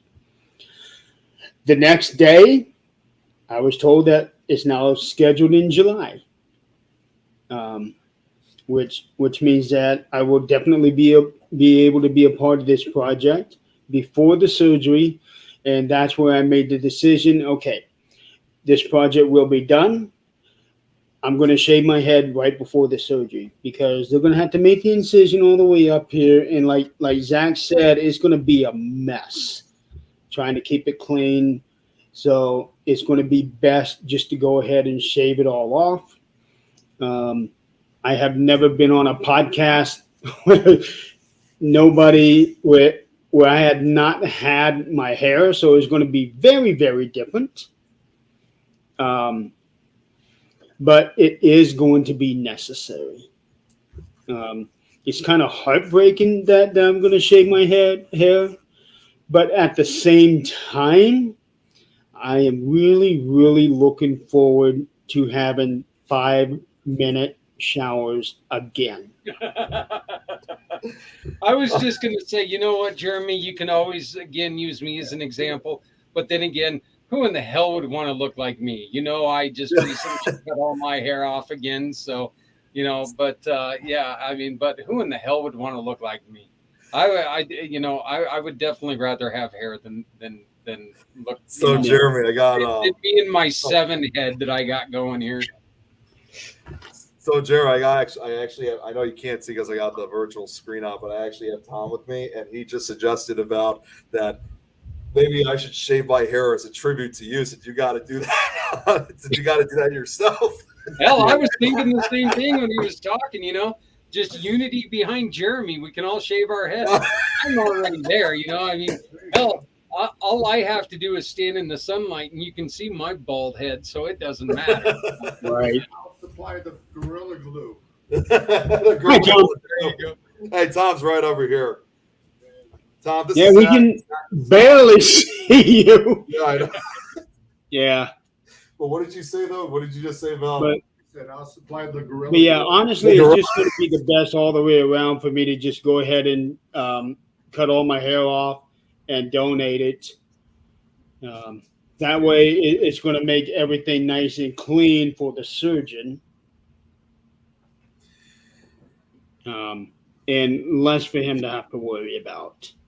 And plus, by cutting all the hair off, Thank God, I thought I had a stroke when I was reading this.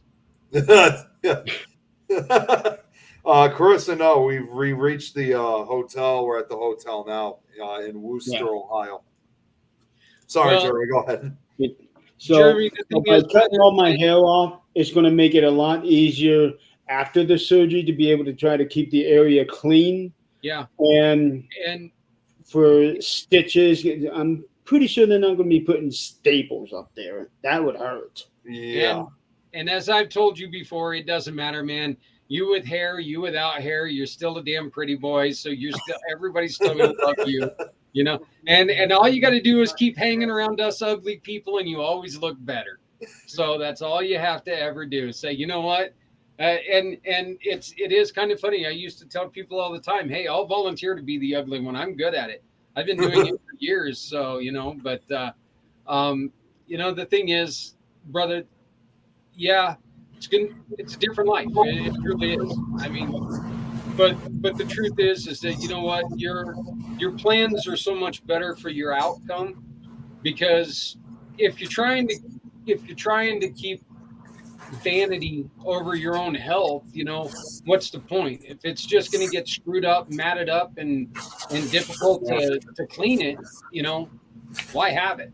And what you're doing with your hair is such a beautiful, beautiful gesture anyway.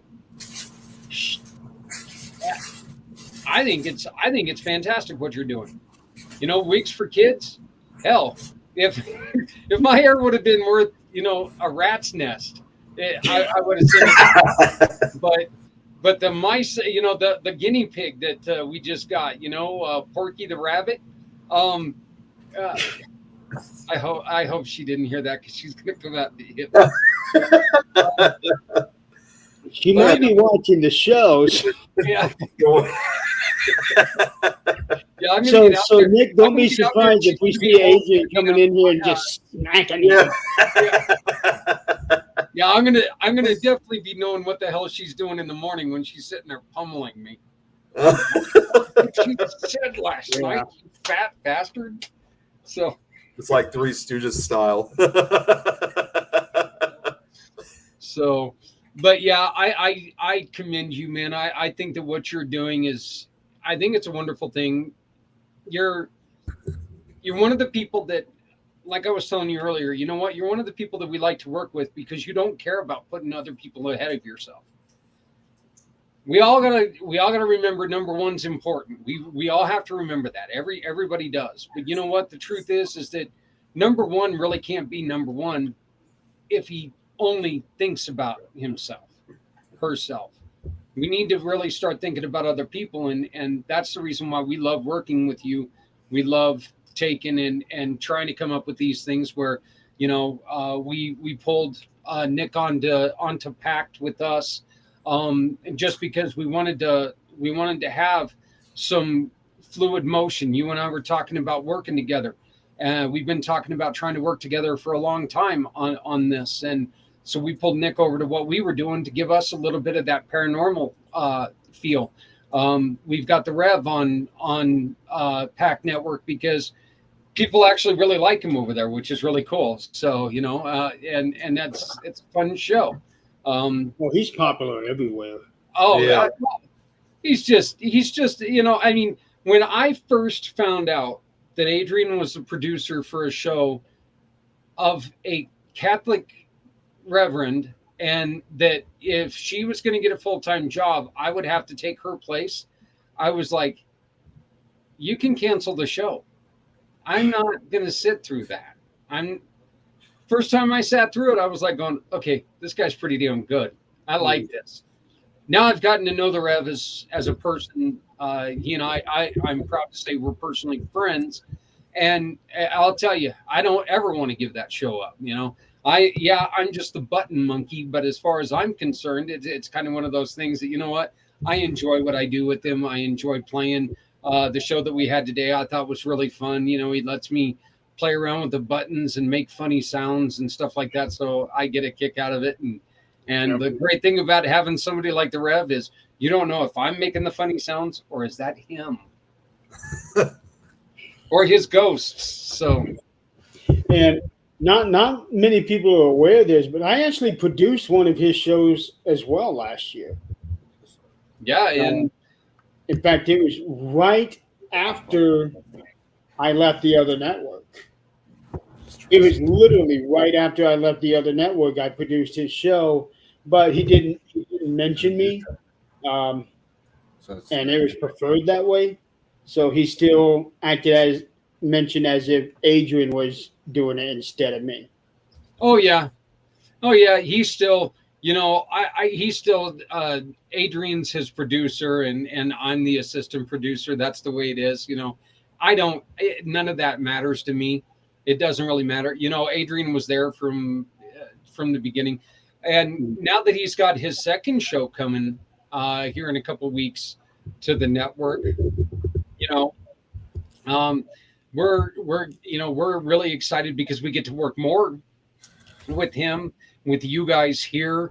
We're probably not going to carry that show on Pact because I've got other commitments at that time. But the thing is that I love the way that you guys have brought me in, and I've become friends with you guys. You know, I love the fact that we all get along. There's such a great mix here because I make no secret about it. I am a history guy. I love history. And that's why Nick's show was so perfect of a fit for what we do because we love history. We want to make sure that people know the real story of things. I mean, how many like let's look at the paranormal shows that are out there. Everybody talks about their house being haunted because so and so hung themselves in the attic, and they go, the house wasn't even. Look at the one that we did here, Jeremy, on that road. It burned Oh, down. the Wolpert Mansion. Yeah, yeah, it burned down in the early 1900s, and It's, people, the farmer killed his family and did all this. The house didn't even burn down until 1975. So right. the whole story that was the premise of the hauntings was completely made up. It was complete, but But here's the crazy thing, and Nick, I don't think you even know this one, but when we got there, it was you, your dad, me, and Adrian. right, And then we split up into twos. You and your dad went in one direction, me and Adrian went in another direction. Yep. And we went as far as we could, and I was hearing something. And I was trying to describe it, and finally I nailed it down that it sounded like a tractor in the distance. Now, this was 9 o'clock at night. There ain't nobody driving around in a tractor at that time. Yeah. And we even looked around, there was nothing. So we met up with you, and that's when you started telling us the story how it used to be a farmhouse, and it's just like that's that tractor that you heard. Exactly. Yeah. It was crazy. Yeah. But yeah, I swear I heard a tractor there in that field. yeah, I mean, when and after we did a little bit more of the investigation, we learned that yeah, there's a lot of witch and devil worship that goes on in that area. And so if there was anything open in that area, it was because of that. It wasn't because of the original story of the farmer losing his mind and killing his entire family. Yep. It's just kind of like the first time that we heard about um, the lady who the Ouija board was named after. She was Right. supposedly buried in Cheeseman Park, according to the one story that I read. Here's the problem: Cheeseman Park was cleared out in 1917, correct, Nick? Yeah, that's correct. 1917. Right. She didn't die until 1945. So if she was buried Yeah. in Cheeseman Park, there might be a problem. Yeah, Yeah. there would have been, I mean, even though I didn't have it For in 30 years before she died. right. Well, and the other thing too is even though I didn't include that in the slideshow for Cheeseman Park, it still basically makes sense whatsoever because the park was already cleared, and I mean maybe not fully clear because obviously they didn't move all the graves, but still it was all cleared before she was even buried. Yeah. Yeah. And I'll tell you what, Nick, it was really interesting being out there because it to me it seemed like the quintessential park that you would want to because they had areas where you could go in there and have a picnic blanket and all of that. They had like Yeah. 3 or 4 of them. They had somebody out there actually flying a kite, which I had not seen in forever. Yeah. And that was you're right. distance on that kite too. well, I'm going to tell you something. I'd never seen a kite that high, and Really? we get pretty high here in Colorado, as everybody knows. I mean, we get pretty damn high here in Colorado. But Yeah. I mean, Yeah. that kite was up there. I was like, good God. And, the kid's just kicking back, speaking of getting high, kicking back, enjoying some of the wonderful green in Colorado. And I mean, he's just sitting there and this kite's like 400 miles in the air. You're looking right up, and you're still quite a bit away from them, and you're still looking straight up at them. So yeah, but I mean, and it's such a beautiful park, Nick, and I really hope that, one of these days you get to come down here and really check it out with us because the couple places that we went to were interesting. Did we find anything really that I mean, let's be honest, the most interesting place we went to was the cemetery that day, and we got we lucked out in finding the tombstone that we were looking for, but some of the stonework, some of the mausoleums, the little chapels that are there. I mean, it's such a unique little place that I would say if there was anything that was even spooky about it, it's that everything was so jammed in together, I mean, but and then of course there's the really sad things where they've got some of the stones that are completely grown over and stuff like that, and it's just like going, God, how can you sit there and you want to do something about it, but you've always got that in the back of your mind, the stories of, hey, I brought this rock home with me and oh my God, now I'm being haunted forever. Yeah. I'm not sure if I want to clear off a tombstone and give somebody their due if they're going to get pissed off. It's like, I didn't want my family to find me, Exactly. Well, and you kind of think about it too, again, like all the graves are still, buried in that area. I mean, it's no wonder why, because again, during my research, I later found out that this was basically, when they moved the graves and stuff, like, not all of them. I mean, that was basically the real place that inspired the movie Poltergeist. So it was like the true area where if you get the chance to go to Cheeseman Park, Nick, hopefully they won't have any people on skateboards out there. Yeah. I don't know what I was going to say is, as they say in the movie, they have signs. Headstones.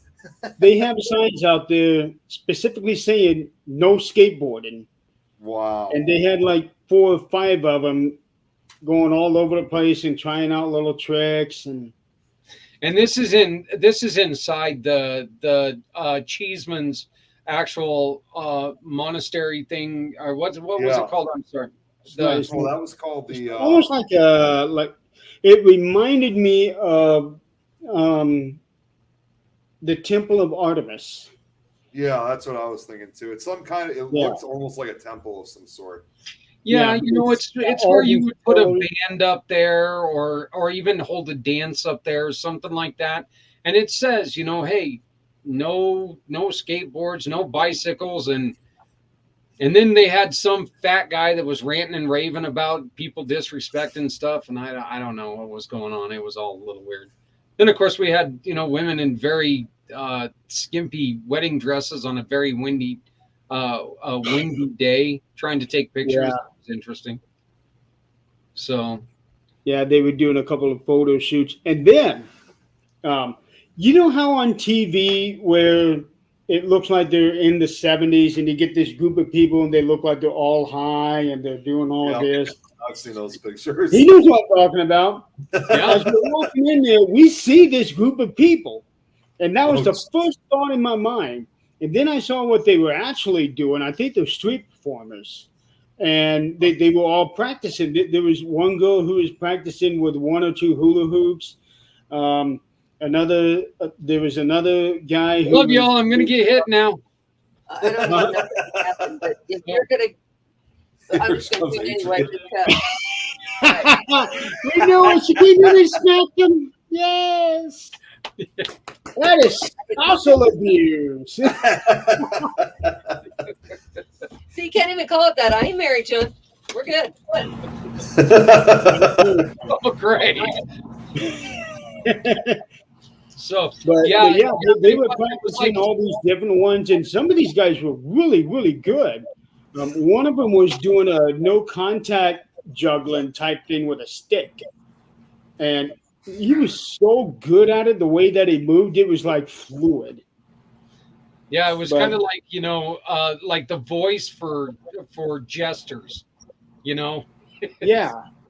Kind of what I was like thinking of it. It's like America's Got Talent for the court jester. Are you kidding me right now? You got the game on sitting there while you're supposed to be on a damn show? Are you serious right now? No, the game's on right there. I'm sitting right here on the show. Are you serious right now? You can't get off the. Oh no. Man, getting scolded by the future missus right there on live TV.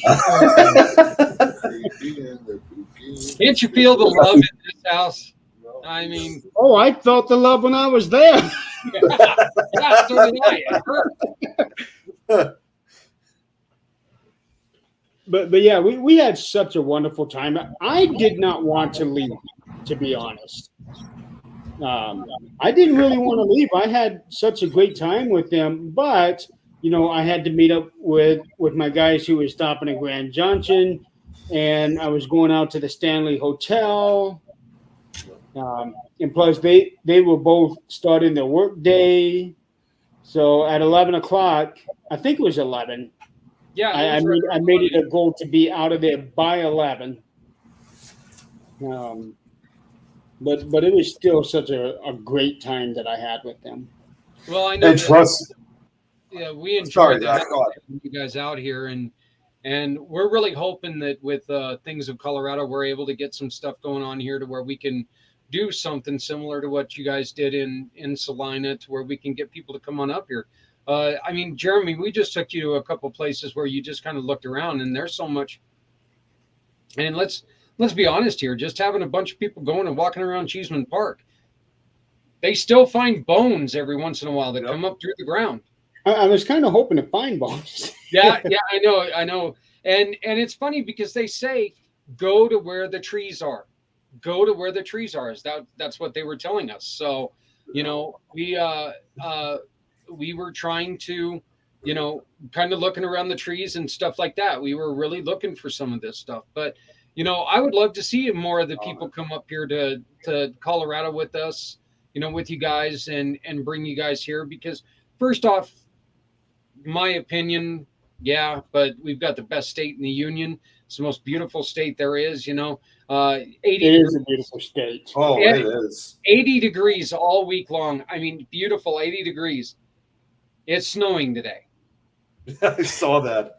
I saw something on, when we got to the hotel, the Weather Channel was on, and they had like some Is it snowing now? banner that said like snowy flowers or something like that in Colorado. Yeah. It was literally like 78 degrees yesterday. We had snowflakes the size of freaking VW bugs out here.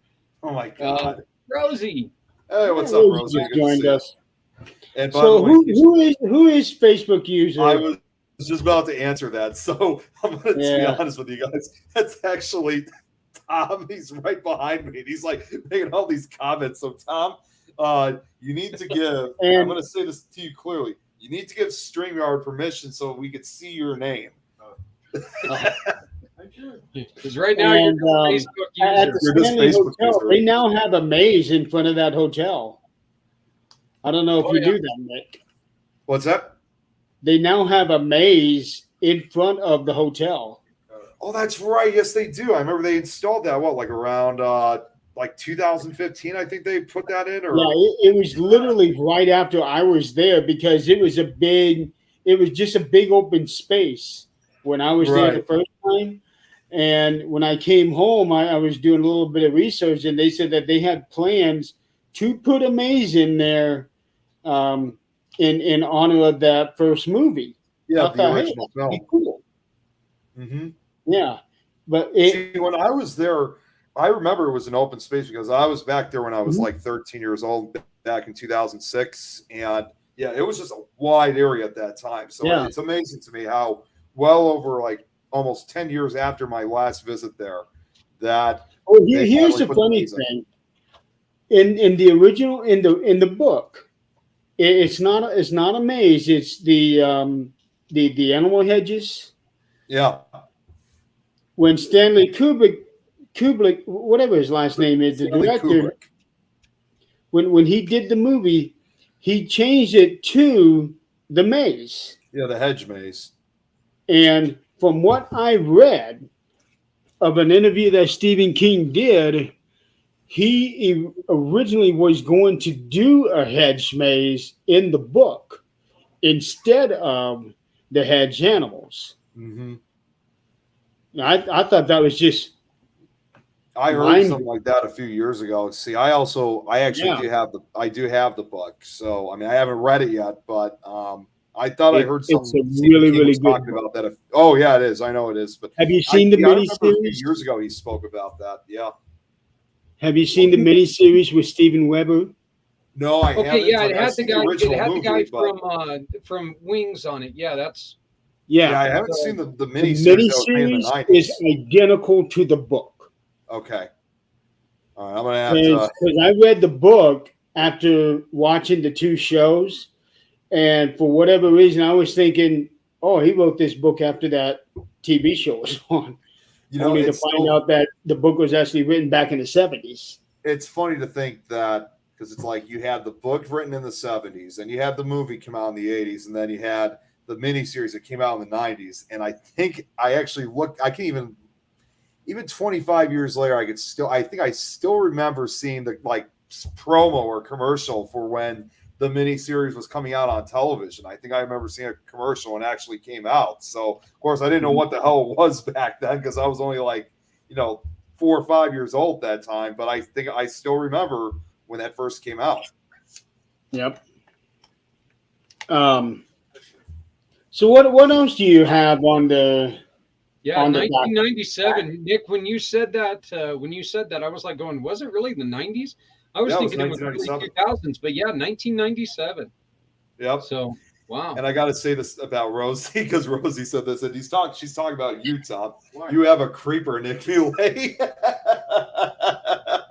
I think it's funny he's got the zombie shirt on, so hey, Yeah. So now just have Nick sitting there going, running over.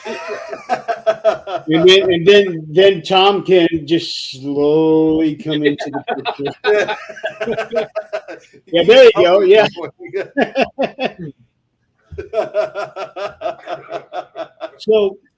So what else do you have on the docket, Zach? Guys, we've got a lot of, we're doing a lot of things right now, as everybody knows. Rosie is, we're actually talking to Rosie and hoping that we can do something soon with her, because we know that women in the service have a lot of different issues, and we're seeing if there's something that we can do with Rosie, which would be because Rosie did take part in our 22-hour podcast. We kind of took over her show on that day, and she graciously did a wonderful job on that, and I'll never be able to thank her enough for that. But our program, folks, it's a very simple program. It was built by some knucklehead who look, it has to be simplistic because it was built by a simpleton. I mean, that's just the truth about it. All we want you to do is shop with small to medium businesses. Small to medium businesses are the ones who truly run the economy. Walmart can go and put up a store in the Atlantic Ocean, and if it doesn't work, they don't care. They've got 400 million other stores. They're going to write it off. It doesn't matter. As a small business owner, none of us can do that. We can't do that. We got to make sure that we're trying to tell our stories, be able to talk to each other. And so what we do is we ask you to come to our website, which is communitypayitforward.us, or use my little character, funny looking guy here, and you can scan on that, and you can see all the people who have asked us for help. And all they've done is it's anywhere from mom who's just struggling to feed kids right now because COVID's still taking effect in the workplace, and kids still can't go back to daycares. Some daycares, if things aren't in line, kids can't go back to school yet, and so mom and dad are suffering because things are still up in the air. So what we do is we take and we tell people, look, all we need you to do is tell your friends that if they shop with our partners throughout the country, all over the country. As a matter of fact, we've got a couple in Trinidad that help us out. We try to help a school in Africa. We want to be as big as we can be. Okay, we truly do. Because all we're asking you to do is shop with our great partners. Our great partners give us a referral fee, and we turn 80% of that referral fee to somebody like These Walls Can Talk. That's going to be where we're working here with the Things Network, and hopefully, Rosie, hint, hint, some more of you guys on some of the other channels, to where we can start restoring some of these buildings that need to be restored. We cannot lose our history. Humanity's taking away a lot of our history. Let's save what we can of our history. It's important to us. It's important to our future. So, we just want to save these buildings. We also run programs to try to help out veterans. We try to help out families in need, kids trying to raise money for school or church programs or club activities. We'll raise money for them. The story behind that was Jeremy and I'm not sure if I told you this, but my son Justice had a chance to go to Germany, Switzerland, and Austria. That's our bloodline. That's our bloodline. No, you didn't fix it yet. No, not yet. That was Tom. He's still trying. Yeah, but he had a chance to go to Germany, Switzerland, and Austria, which is family bloodline, right after my accident. Unfortunately, he couldn't go because, it was only $3,000, but I wasn't making an income. I would rather hit that fence 1,000,000 times an hour rather than tell my son that he couldn't go to that trip again, because that hurt me personally. And so we're going to try to help make sure that these kids who earn the chance to go and visit the White House, you know what? Agree with the president, disagree with the president. If your child has a chance to meet him, child should probably go.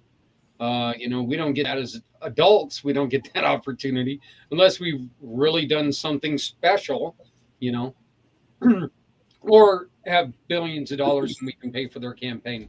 Then we could maybe get a 2-minute session with him. But we just want to try to help people. That's all we're trying to do. We're trying to find a way to where people have never had a chance to find help. We're trying to find a way to help these people. Like I was telling Jeremy earlier in this show, I got lucky. There were a lot of people there for me when I was run off the road on my motorcycle 7 years ago, and fractured my skull, broke my face, busted my neck, lost the hearing in my right ear. If I was alone, I don't know how I would have made it through it. But the first thing I really thought of was, wow, what if it wasn't me there? What if nobody did know me and I woke up and nobody was there and I was losing everything, and you knew right there life was different. So we wanted to find a way to try to help them as well as everybody else. So that's basically what Community Pay It Forward is. Community Pay It Forward is businesses talking to each other, asking people to shop with us, because what we're going to do is we're going to donate a portion of sales to a cause that you, as the customer, love. So if you know somebody who needs help, 970-909-0751. 970-909-0751.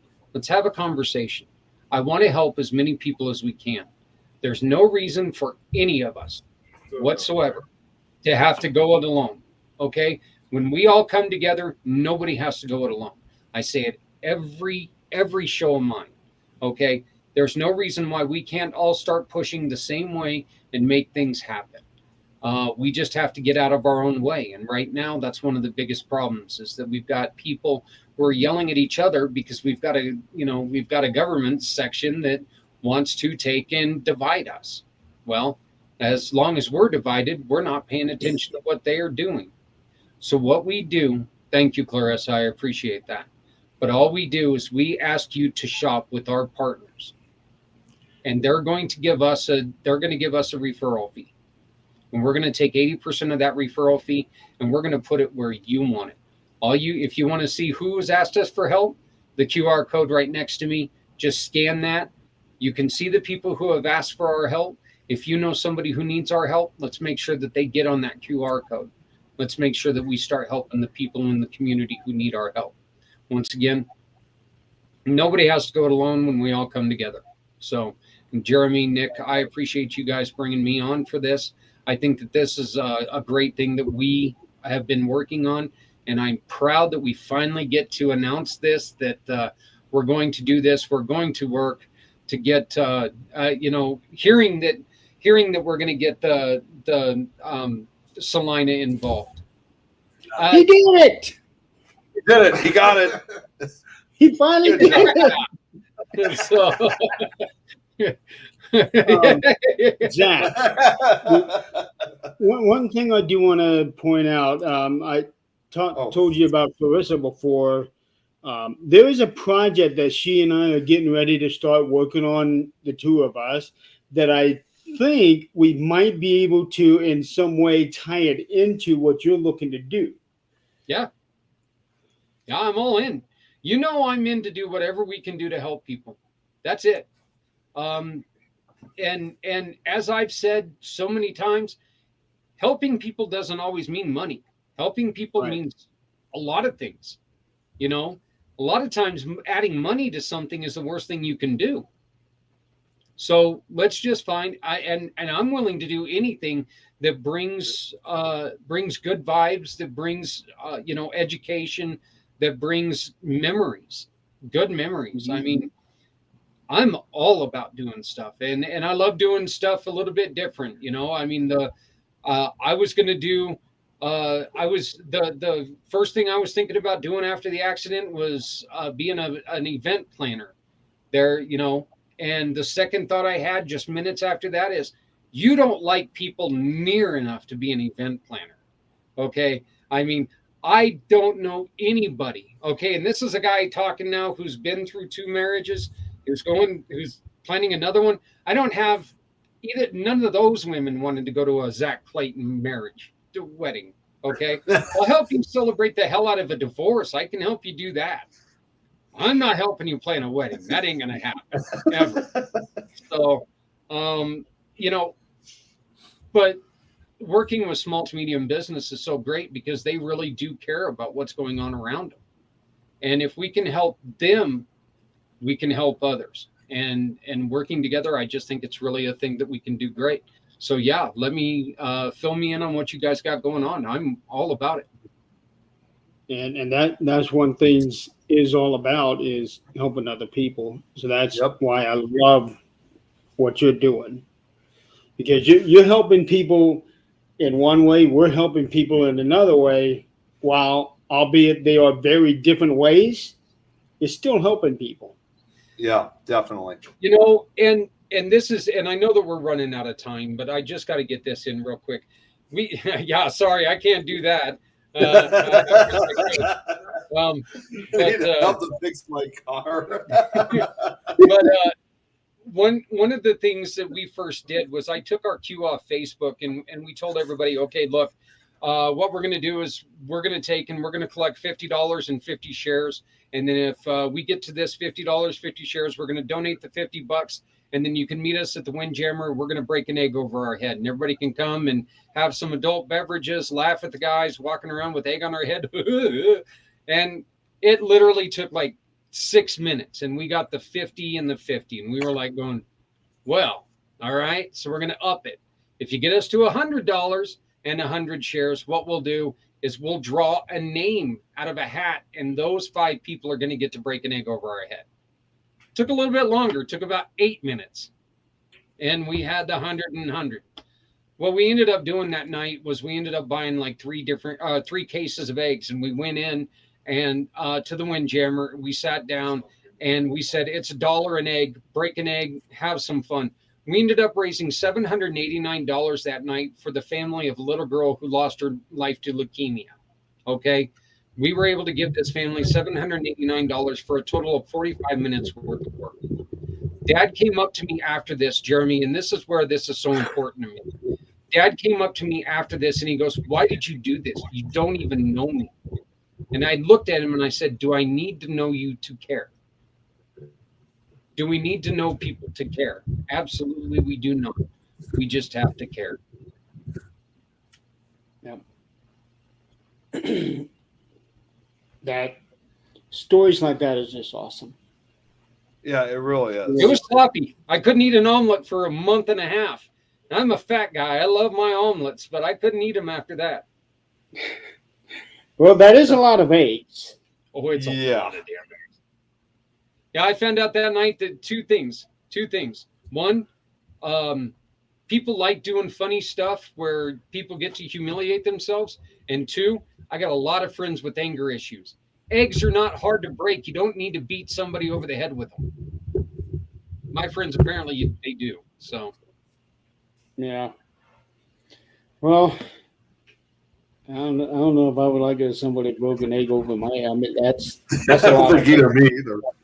I'm going to tell you something. I'm going to tell you something, brother. Your hair will never be as soft as it is that night. Okay, I rode my motorcycle home, and you guys have all seen the anime, the way that they do their hair. Mm-hmm. Yeah. That's the way my hair looked when I got home. My hair was stuck straight back. But you had fun cleaning it. Pikachu, I choose you. I was all on the side of my pants. It was scrambled egg on the side of my pants. But after I was done washing my hair, I've never had softer hair than that day. Granted, I had an eggshell in my head for about 3.5 weeks, but still. So Tom just said this really funny joke involving the eggs. What did you say, Tom? I'll pass. Wait, you might speak a little bit louder. What was Egg wash on their head. Oh, do an egg wash on your head. Jeremy, when you shut off.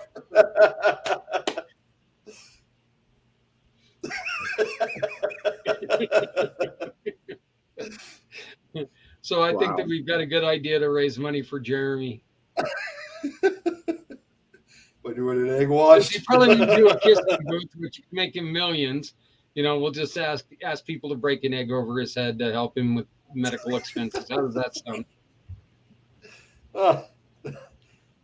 Do it the day before you shave your head, then your hair's all nice and clean for those kids. Oh yeah. Why in the hell is there egg yolk in this guy's hair? Yeah, that'd be a story to tell them. We could put bacon on for a conditioner. What do you say? He said we could add bacon on for a conditioner. Oh boy. Kids, every time the kids put on the wig, they're gonna go, Mom, how come every time I put on my hair I want toast? Well, you know what? I'm just gonna say this because I gotta get this out of my system, but it's far better than putting Gorilla Glue in your hair. Really hurts a hell of a lot less too. I was going to Yeah. today too. Yeah, he actually said he was gonna buy it today. Originally, yes, Tom was gonna buy Gorilla Glue earlier today. In case I made it up, it's No. on the show. What do we got, Adrian? Yeah. Mom's here. You're in trouble. No, you're the one who's in trouble. You're the only one she can actually physically hurt right now. Thanks, Jeremy. Thanks. You getting me in trouble by you still being on the air is getting me in trouble. Behind you? He's the owner of the network. I don't care. We still adhere to shit. Okay, well, with that, we are pretty much end of time. I mean, our show runs until 10 o'clock, but technically we have up to 10:30, but we try to keep it at 10. What is behind Nick? What the hell is the little face behind Nick? Adrian, this He is sitting in that right spot where he can hide, and then when he wants to play peekaboo. Yeah. okay, Kind of like so Nick Adrian, does on Yeah. his show half the time. No. this is I Tom used to. McNicholas. Tom, this is Back when I was Adrian. in the other office, I had a poster of Abraham Lincoln that when I didn't have my green screen down, all of a sudden we'd be sitting there and the face of Abraham Lincoln would kind of come through, and it would really Hi, Tom. really Jim, right freak some behind me. people out because they're just sitting there and exactly like what's happening with Tom right there. All of a sudden, Abraham Lincoln would come up, and you just see people doing this to their. Well, They're yeah. like, what the hell do you have going on? And I've got, yeah, there you go. Run, Nick, run. yeah, exactly. You're getting awful Surprise. defined there. No one said, run. And it's funny, he didn't intend to do it he's that way. usually my dude when I go to these parents. So, that's Tom McNicholas, Adrian. It's like he just keeps disappearing. Who is the Facebook user? That's Tom. That's Tom too. Yeah, How he does Tom come up with his name? Yeah, but he finally he had to figure it out. Oh, okay. Yeah, they Yeah, had it to took mute him the a That's few what mic several Rosie's times. talking about. You got a creeper. before he finally got it. Yeah, that's what Rosie was saying. I had a creeper behind me. Yeah. So So Oh, did I go back? okay, well, I'll tell you what. This has been a fun show, Yeah. and we got to finally announce, like he said, these walls can talk. that's right. And remember, these walls can talk. We just have to listen, whether Yeah. it's paranormal or just the history of them themselves. Well, even as a paranormal investigator, half of my enjoyment is learning the history of these buildings. Mm-hmm. Yeah, well, plus you get to take away all the misconceptions, like we were just talking about with that farmhouse. I don't You know, we went there thinking that, you know, some crazy whacked out farmer burned his house down with his family in it. Then we've come to find out, wait, the farm didn't burn down until 1975? And it had nothing to do with the original guy. Nothing to do with the Right, original guy. And Adrian, I even told Nick the story of the tractor. Tractor, yeah. Yeah, but what we didn't say was that this tree that she and I were kind of drawn to, not spiritually drawn to, we were just kind of drawn to because it was so out of place. Mhm. And it turned out that according to a picture that you found, that tree was right there by the house that burned Yep. down. And we know that there was life there because my dad almost fell in a makeshift toilet. Well, God. Jeez. Well, okay. I Redneck. remember that. We dig a hole. We use the bathroom. We bury it. It's not like we leave it for anybody else to step in. It's redneck way. We bury it. It's buried. Yeah, and Somebody forgot to bury it. and the land right now is now a disc golf area. And then the story of the Ouija board. There's so many stories out there. And then the real story turned out to be completely different.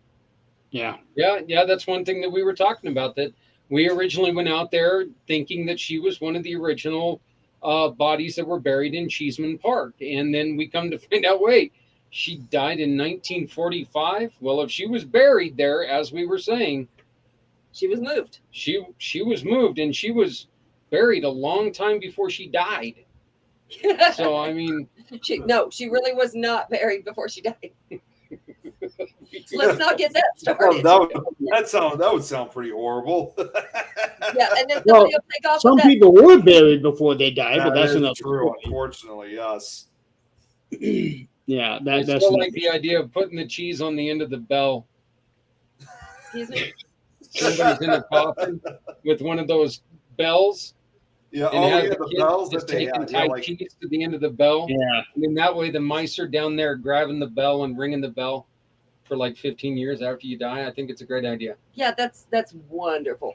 Because every mouse only takes one bite and then runs away, so that Not mice if they're for the trapped next in. 15 years can do that. Yeah. There you go. Sure. Yeah, why not? They'll just keep multiplying. You have to forgive the city boy here. He has no clue about the country. None. But I've he's going to seen find mice out the hard before. way. We're going to take him snipe hunting. No, we're not. Oh, what is He's it? not that much of a city boy. Oh, yeah? I've watched Cheers. Oh, he's watched Cheers. Okay. Here, Zach, let me lay it simple for you. Right. You're going to want city water. Adrian's going to want well water. So you two are going to have to compromise and go with well water. That's it. No, Jeremy, you got it wrong. I've got Diet Pepsi. I'm all good. I don't need that water stuff. Hey, Let me guess. Black cherry?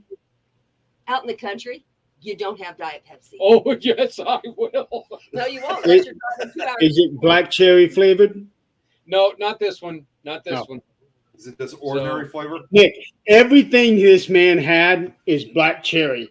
From the drink to the hand soap. You see these chubby chicks? That's why. Well, I mean, I kind of have that partial lifestyle too, except I like to drink Dr. Pepper cherry a lot. I mean, not all the time. You know, it's good stuff. Yeah. No, this is his coffee in the mornings. This is it. This is this is gross. He needs some flipping water. When his kidneys shut down, Yeah. we'll figure that out. Yeah, I'm old. We weren't disputing that. We weren't even arguing about that. Yeah. I'm already, I think that I've drank enough in my lifetime that I'm already 3/4 embalmed anyway. You have to sign the life insurance policy over before you can do that. Yeah. Okay. Oh, What do you guys say we go ahead and end the show? Miss Clayton, we're sorry that your husband died. Here's his $1.35. Please don't spend it all in one place. That's when I take your ashes and scatter them in the ocean where I want to be. I really won't care at that point in time. I really don't. I really won't care at that time. I don't think. Yeah, you will. So You'll come back and go, hey, I don't like the ocean. I smell like fish. What the hell? You're going to smell worse than that. You know, I just got shit out of a mackerel. What the hell? You are helping preserve the environment. Oh, there we go. Well, Wow, the show took a look. See, she shows up and the show takes a really weird twist. I was gonna say, what a way to end the show. she's usually our voice of reason on the show, Yeah. but she's I've been probably dealing with a kid for 2 hours that kind of wants to, I don't know, push my buttons tonight. So I just came in here to hide. Well, we've also had to get a lot of stuff off of our shoulders earlier too today. Oh, So, yeah. So we did have that to somewhat set the mood, especially for me because I've been on 2 shows before this one. Uh-huh. I saw the one on you with the Rev when you were on the Rev show earlier. I saw a partial. I saw a part Then of there that was earlier. one this morning. And what was that one this morning? Well, what was the show this morning? Jeremy, what was the name of the show? Witchy Whims. Yeah. Oh, okay. Yeah, we were on the road at that point. I did that Those one. girls are awesome. I love them ladies. And then did the show with the Rev, this morning. where I now have a new persona. Where he came up with that name for me, I have no clue. I'm not even going to ask. God, do I dare ask what the He name comes is? up with stuff. I don't know. Yeah. I think he dreams it up. And seeing him as not a man of the cloth for today, it was different. Yeah. I kind of liked a little bit of the chest bush coming out. That was an interesting look for him, kind of doing the 1970s. Have you seen him on exorcisms or seen him when he's out investigating? He doesn't have that on. No. He looks like Dog the Bounty Hunter. Oh boy. Wow. He really does. That's a scary thought. And then Sunday night, I'm going to be on Unlocked and Uncensored again with Terry and Jess as basically a part 2 of what Witchy Whims was about. Those girls are awesome. I love them. I don't know if it's going to be the same episode, but I think Jeremy, they wanted me to come on too. I'm able to. I think I might be coming on. Well, I got to check. you were on their show a couple weeks ago. They wanted me to come back on with you at some point. Okay. They didn't tell you about that? Yeah, they told me about that, and I was like, well, I don't know what it would be for him because I know he has to work in the morning. Okay. Well, no, I don't work on Monday. I don't work on Monday mornings, so it doesn't matter to me. Oh, okay. Yeah. I did not know that then. Yeah. So that wouldn't have been an issue for you at all. No one. Okay. Well, it's 1:15. What do you say we go ahead and end the live, and then we can continue on later? After that, Yeah. let's at Good least get night, off. Yeah. So thank you for being on the show. Thank you for having me. And Nick, glad to see you were able to pop on. Yeah. Yeah, you too, Tom, Tom. nice to see you. Yeah, thank you. Hey, yeah, keep going in and out, and then we can start calling you Peeping Tom.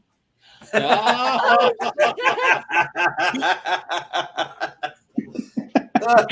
I didn't even think about that. My God. Yeah. I just now thought about that too.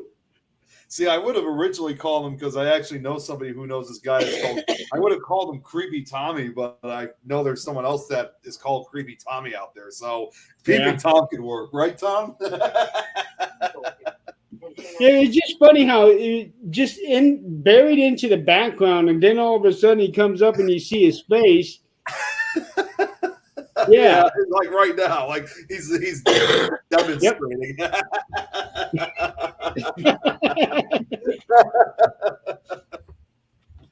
No. No. that almost looked like a real human apparition. And I'll tell you what, if you'll take a screenshot of that and put it on, what is it?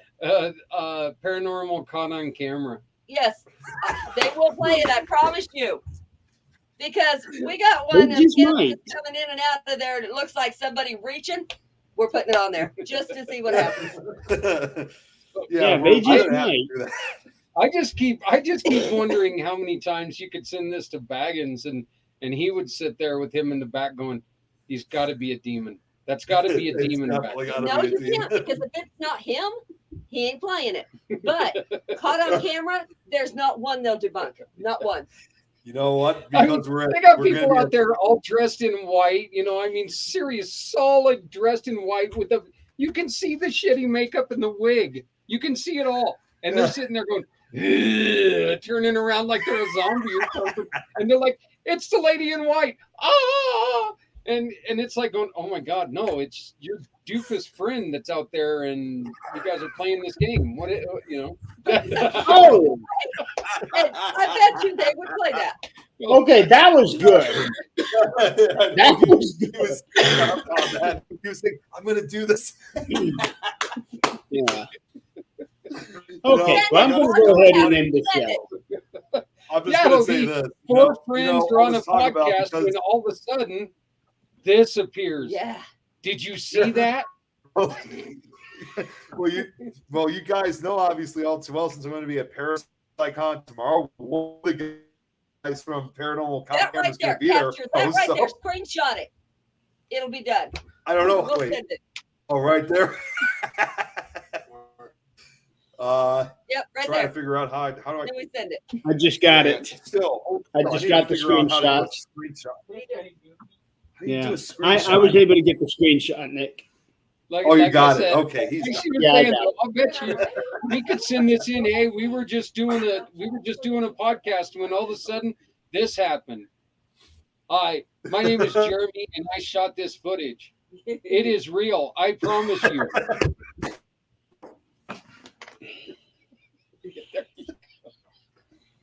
Oh my. Okay, so where can everybody find you, Zach? Your podcast channel? 6 foot All of under that. if he's not careful. There, apparently. One of the easiest ways to get a hold of us is right here. This thing.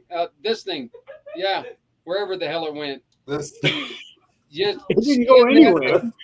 Yeah, Yeah. scan that thing. It's gonna take you to our website. It's gonna take you everything that you need to know. You're gonna realize all the people who have asked us for help are right in there. Some of the greatest missions you'll ever see in your life. We got the Avery Foundation, which deals with life after trafficking. We've got everywhere from out in your guys' neck of the woods. Now we've got Project Die Hard, which is trying to take and build homes for, or build a center where people who are coming out of the service have a place to go and learn how to become a human again instead of just being shoved out and said, well, thanks for your time. Here's a paycheck. So long. This will get them integrated back into the world of civilian life, which is very difficult to do. That should take some of the suicides down. To wonderful families that just need a helping hand, to people who are trying to start up businesses. We want to help them do that, and we want to help them kick it off by wanting to give back to people. You can also just give me a call at 970-909-0751. One more time, that's 970-909-0751. And of course, always at communitypayitforward.us. I almost sound like I've done that once or twice. You sound really robotic, yes. Well,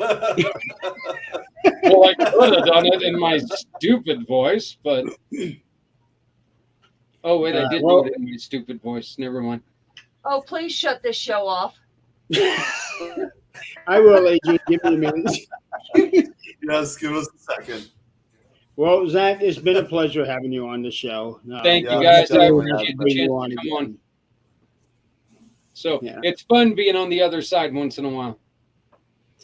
It is. Yeah. So, but now I guess it's time to go and take my beating. She's waiting for it. If you like it, I don't want to hear it. Oh, she's All right. she's standing so close, it's scaring the hell out of me. It really is. Go ahead and shut it off. Let's go. I love you all. Bye. I'm trying to figure out who we got as our guest for next week. I should have had this pulled up here before. So I have next a week, strange feeling it's not going to be me. next week we have Nick and Angie from the Bell Mansion. So we are going to be interviewing them. First, we're going to be talking about their team, and then we're going to be talking about the Bell Mansion, which would probably be another place to add to your list of locations, Zach, providing you survive that incoming smack. No. Why do I feel like I just peed on the floor? If you did, you're cleaning your shit up. That's all I can tell you. Because I'm not. Okay. Okay. So anyway, for those of you out there in the audience who have joined us, thank you so much for hanging out with us and playing along. Zach, thank you for being on the show. Adrian, thank you for not killing Zach on the show. Yes. Yet. I wait for you to shut it off, then we will. She can't have the video. She can't have video proof. I'm a fat guy. She's going to need help carrying me off. I got a kid. I am not touching this. Tom's saying goodbye too. And thank you for Tom for being our visual Ghost? Creeper for being our Tom. visuals for the day. Yeah, creepy Tom. Creeping Tom. So I'm sure until he'll be next back week, at Nick. some point. if it's paranormal or beyond, We got it covered. that's right. See you guys next week. Have a good night.